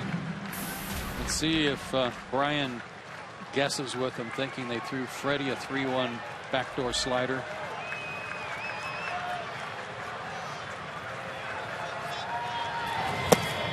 It wasn't close. Tried. So now the beauty is, all you need is an itty-bitty single to have a chance to win the game. Fast runner at second base. Almost as fast catcher at first base, and Brian McCann and Ramiro Pena. Ramiro's been very clutch for the Braves from the get-go. What he has done and what pattern he might have is that he's been very good at just ambushing first pitch fastballs. And I'll bet you that's something Ray Searage will tell Grilli.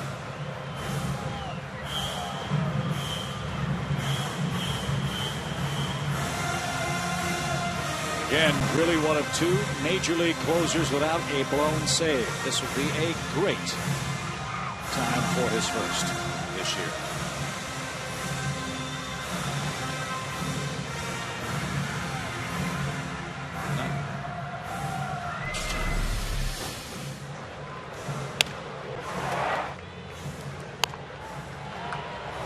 He was hitting those ground balls that were too hard to catch against Toronto.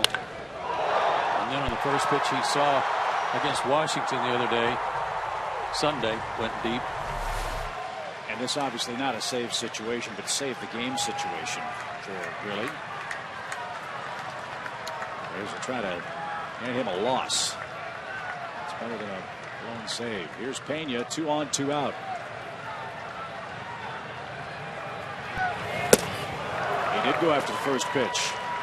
In a good spot too. And they elevated a fastball to make it real hard for him to do that.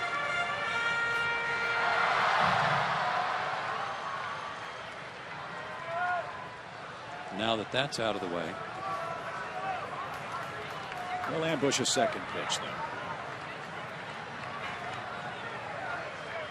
Snyder in a couple of steps in right for the Pirates. And Pena behind 0-2.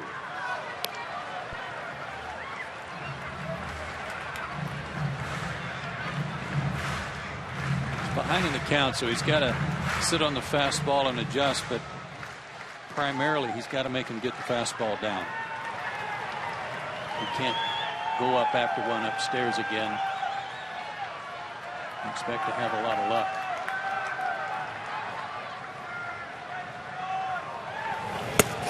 And Pena chased and is retired on 3 pitches. Freddie Freeman just missed ending this game. Instead, extra innings with the Pirates.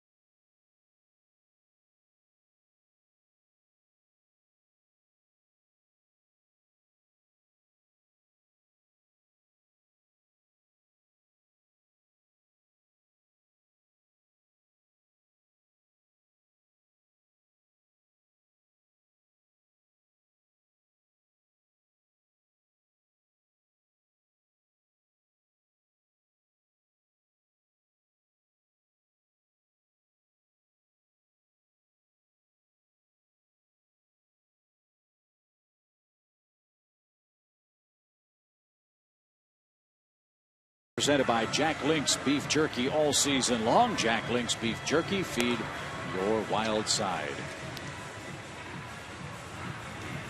Time for Georgia Power Energy tip number 5. Freddie Freeman, number 5. Change your air filters every 1 to 3 months to help your heating and cooling system run more efficiently.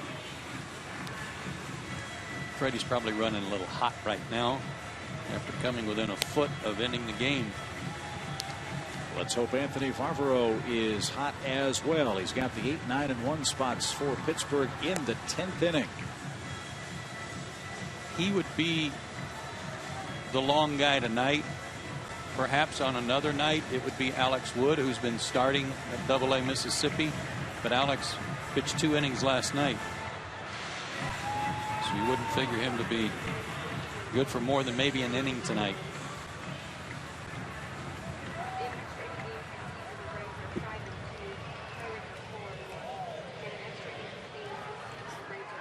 Extra inning records. Pittsburgh's 4-1. Braves are 5-2. As Garrett Jones grabs a bat. Takes outside. As good as these bullpens are, lots of extra innings, a definite possibility.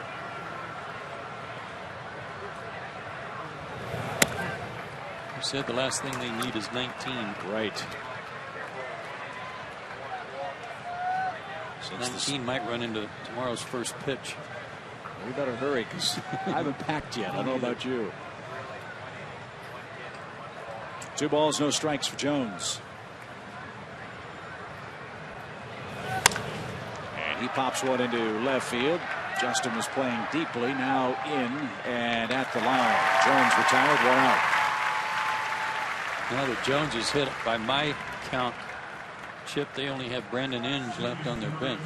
And they may not be able to use him because I'm guessing he's their 3rd catcher. And they've already used McHenry and moved Russell Martin from right field to behind the plate.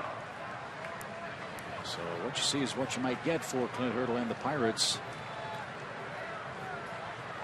You have the 9th place hitter, Neil Walker.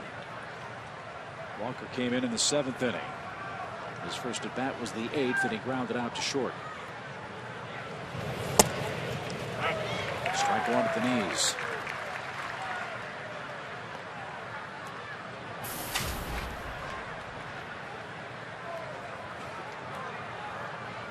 Bears don't have to worry about Grilly anymore tonight.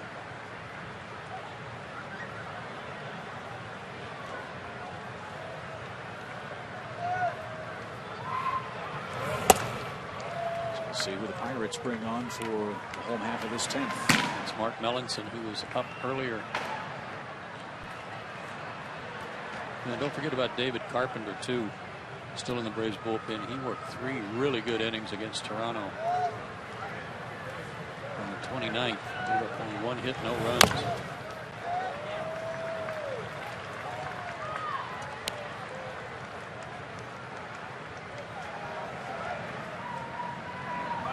Next man out of the chute might be Corey Guerin.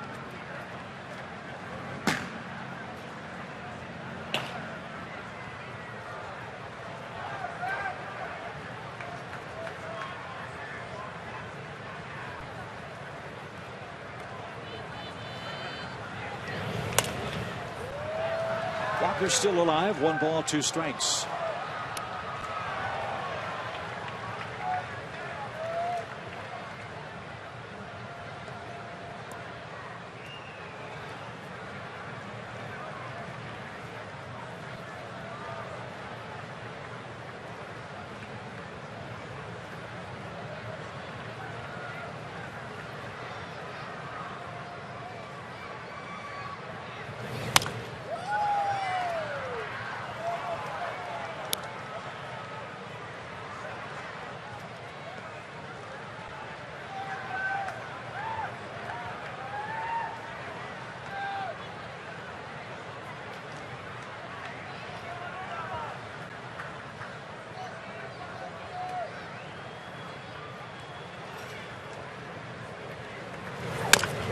Bouncing ball toward first. Freeman's got it and flips to Anthony. Heard Brian McCann shout very loudly, "Get over," and helped make the play. 2 outs.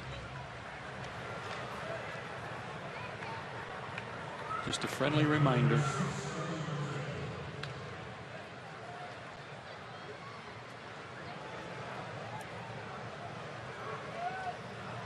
Fifth at bat of the night for Starling Marte. He is 0 for 4.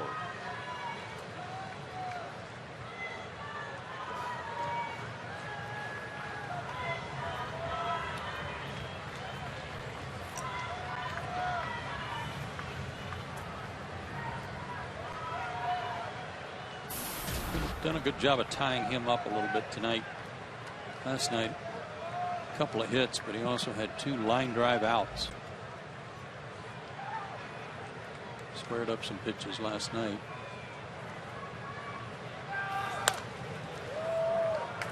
A good cut there at a 95-mile-an-hour fastball. Strike 1.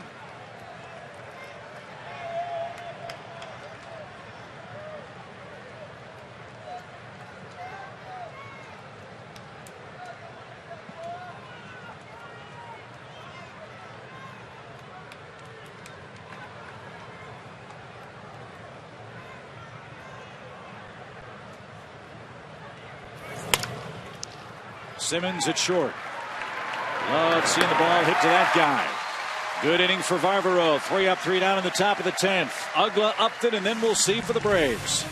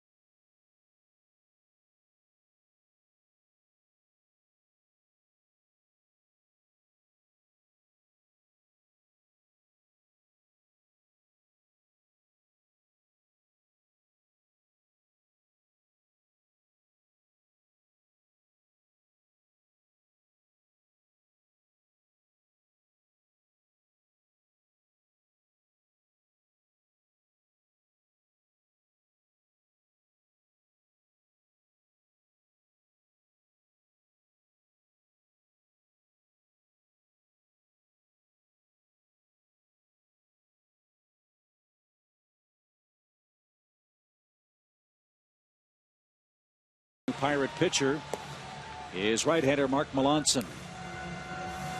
Check out these numbers: 30 innings, 31 strikeouts, 3 walks. Just a 205 average against him. That computes to 30 innings of work and 23 hits. 1 home run allowed. Mid-90s fastball, 93, 94, with a lot of cutters and a curveball. His cutters in the low 90s. Braves have seen him when he was with Houston.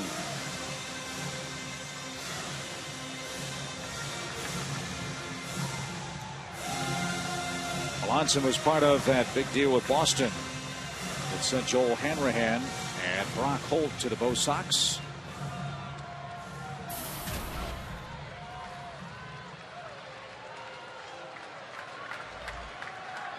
Born in Arvada, Colorado, lives in Spring, Texas. Mark Melanson versus Dan Ugla in the 10th.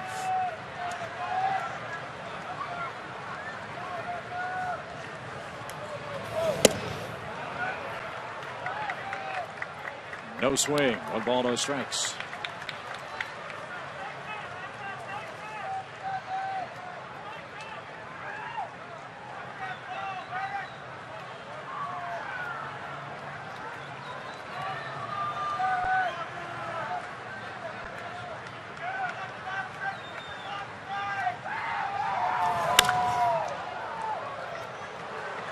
Into and out of the stands down the third base line.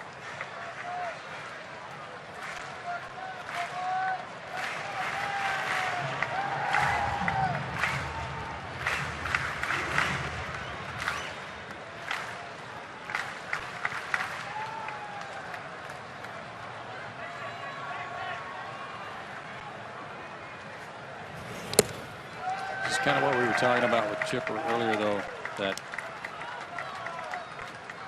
these days, every guy coming out of the pen, and especially on a night like tonight, your extra innings, he's coming out fresh, throwing 95. It's a different game, isn't it? Yeah. And that was a 92-mile-an-hour cutter.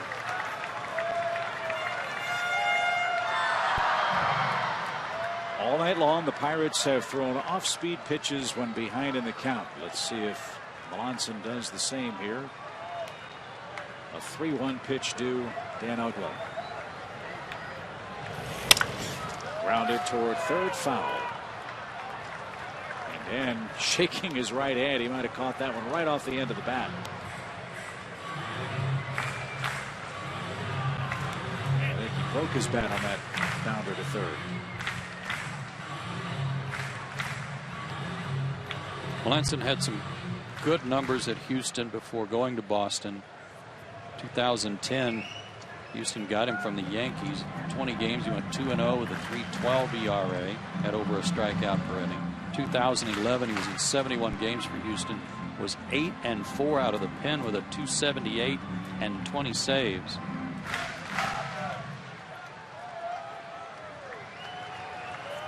Not a good year last year with Boston. That's why he was available, and he was a good pickup for the Pirates.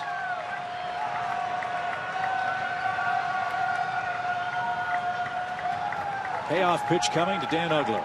Great to get that leadoff guy on. And that's exactly what happened. Leadoff walk. BJ's had a nice homestand.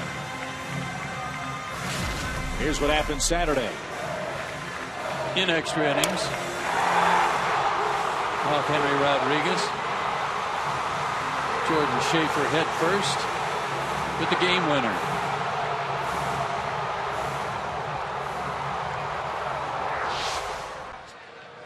After that celebration, BJ said, "Oh, we have some crazy guys on this team." Upton is 3 for 5 against Melanson. And he shows bunt and takes a strike. Didn't like the call. For more on Upton's homestand, let's check in again with Tom. Yeah, Chip, Jordan Schaefer's still trying to help out even though he's out of the game. He knows Melanson well since he played with him for a bit in Houston. And when BJ was in the on-deck circle, it was Schaefer on the front rail giving BJ some tidbits. Looked like they were talking about his breaking ball before he came to the plate. Thank you, Tom. Every bit of info helps. And Upton is going to try to bunt. And he's behind 0-2. We saw that work earlier this year remember when Evan Gaddis was getting some tips from Justin Upton over on the dugout rail and wound up hitting a home run.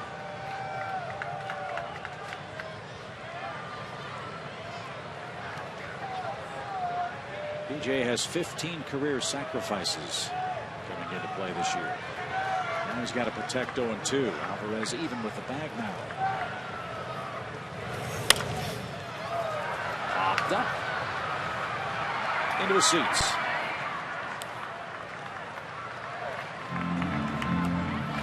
And remember, with the catching change, if you do send the runner, Russell Martin's almost 50% throwing out base stealers.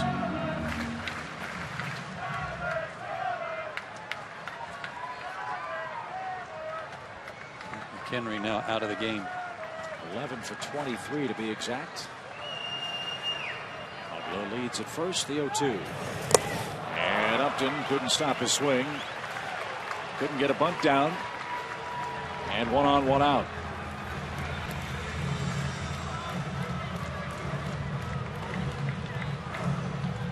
This is Reed Johnson.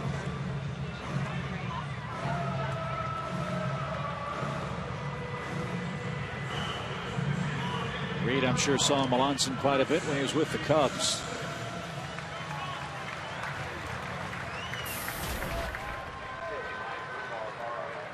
He's had a good homestand, 2 for 5 with a homer.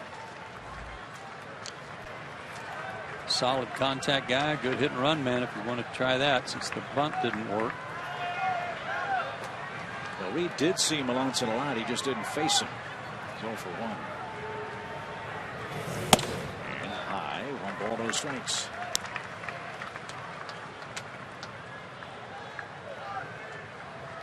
Brian Snitker, the guy getting all the attention right now. See if the sign is on.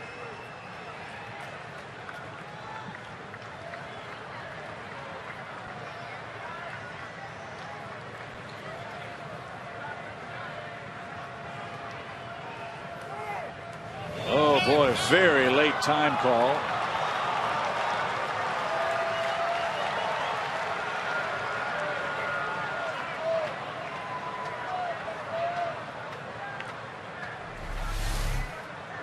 And I don't know if Dan Ugla sensed that time call and took off just to make it look like he was running, or if he was really going.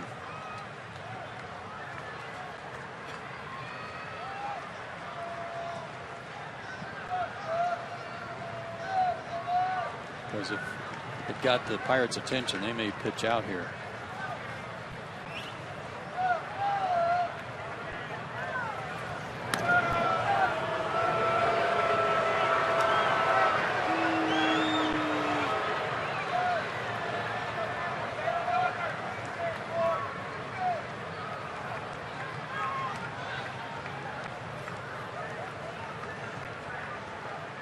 Real good cat and mouse game going on right now between the benches.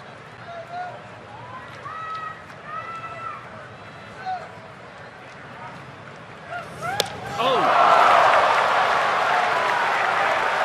Did that get him on the protective sleeve? Well, I hope so, because otherwise it splatted on something else. That's going to drive Clint Hurdle to get some more bubble gum.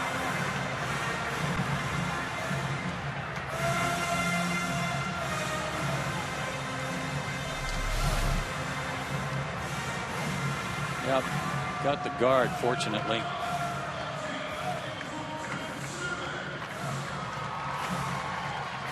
Yeah, he heard the sound. Right. So Winning run at second, 1 out, and the top of the order now. Braves are 1 for 13 tonight with runners in scoring position and just 1 for 19 in the series. They're doing such good work in this homestand. It's not for lack of chances against the Pirates bullpen. They left a man on in the 7th, got 3 walks in the 8th, left those aboard, had 2 on in the 9th inning with 2 outs. And now have 2 on, 1 out here in the 10th. Hamilton came into the game with less than 2 outs and runner in scoring position. He's hitting .375.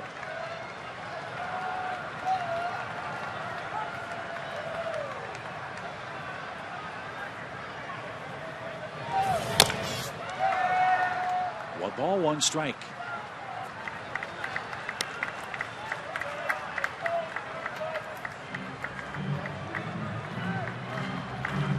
Neither Locke nor Minor will figure in tonight's decision. Locke went 6 innings, gave up 4 runs, only 2 of them earned. Locke gave up 3 runs in 5 2/3 innings. B.J. Upton's homer off Reed tied the game at 4. And that's where we stand with Simmons up, 2 on and 1 out.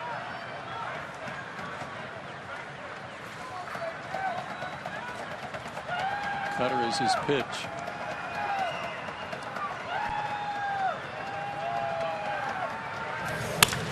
Fly ball right center field. That's going to get down. That's going to be a game winner. Ugla around third. Simmons wins the game in the 10th with a double. It's a 5-4 final.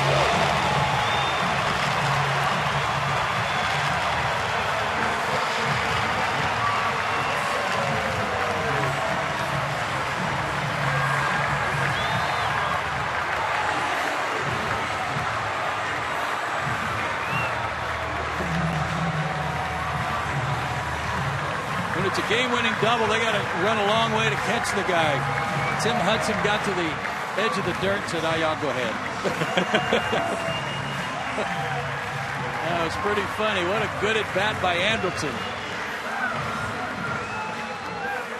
And in this battle of the bullpens, the Braves sink the relief corps of the Pirates. A 5-4 final in 10 innings. The Braves have won the series outright.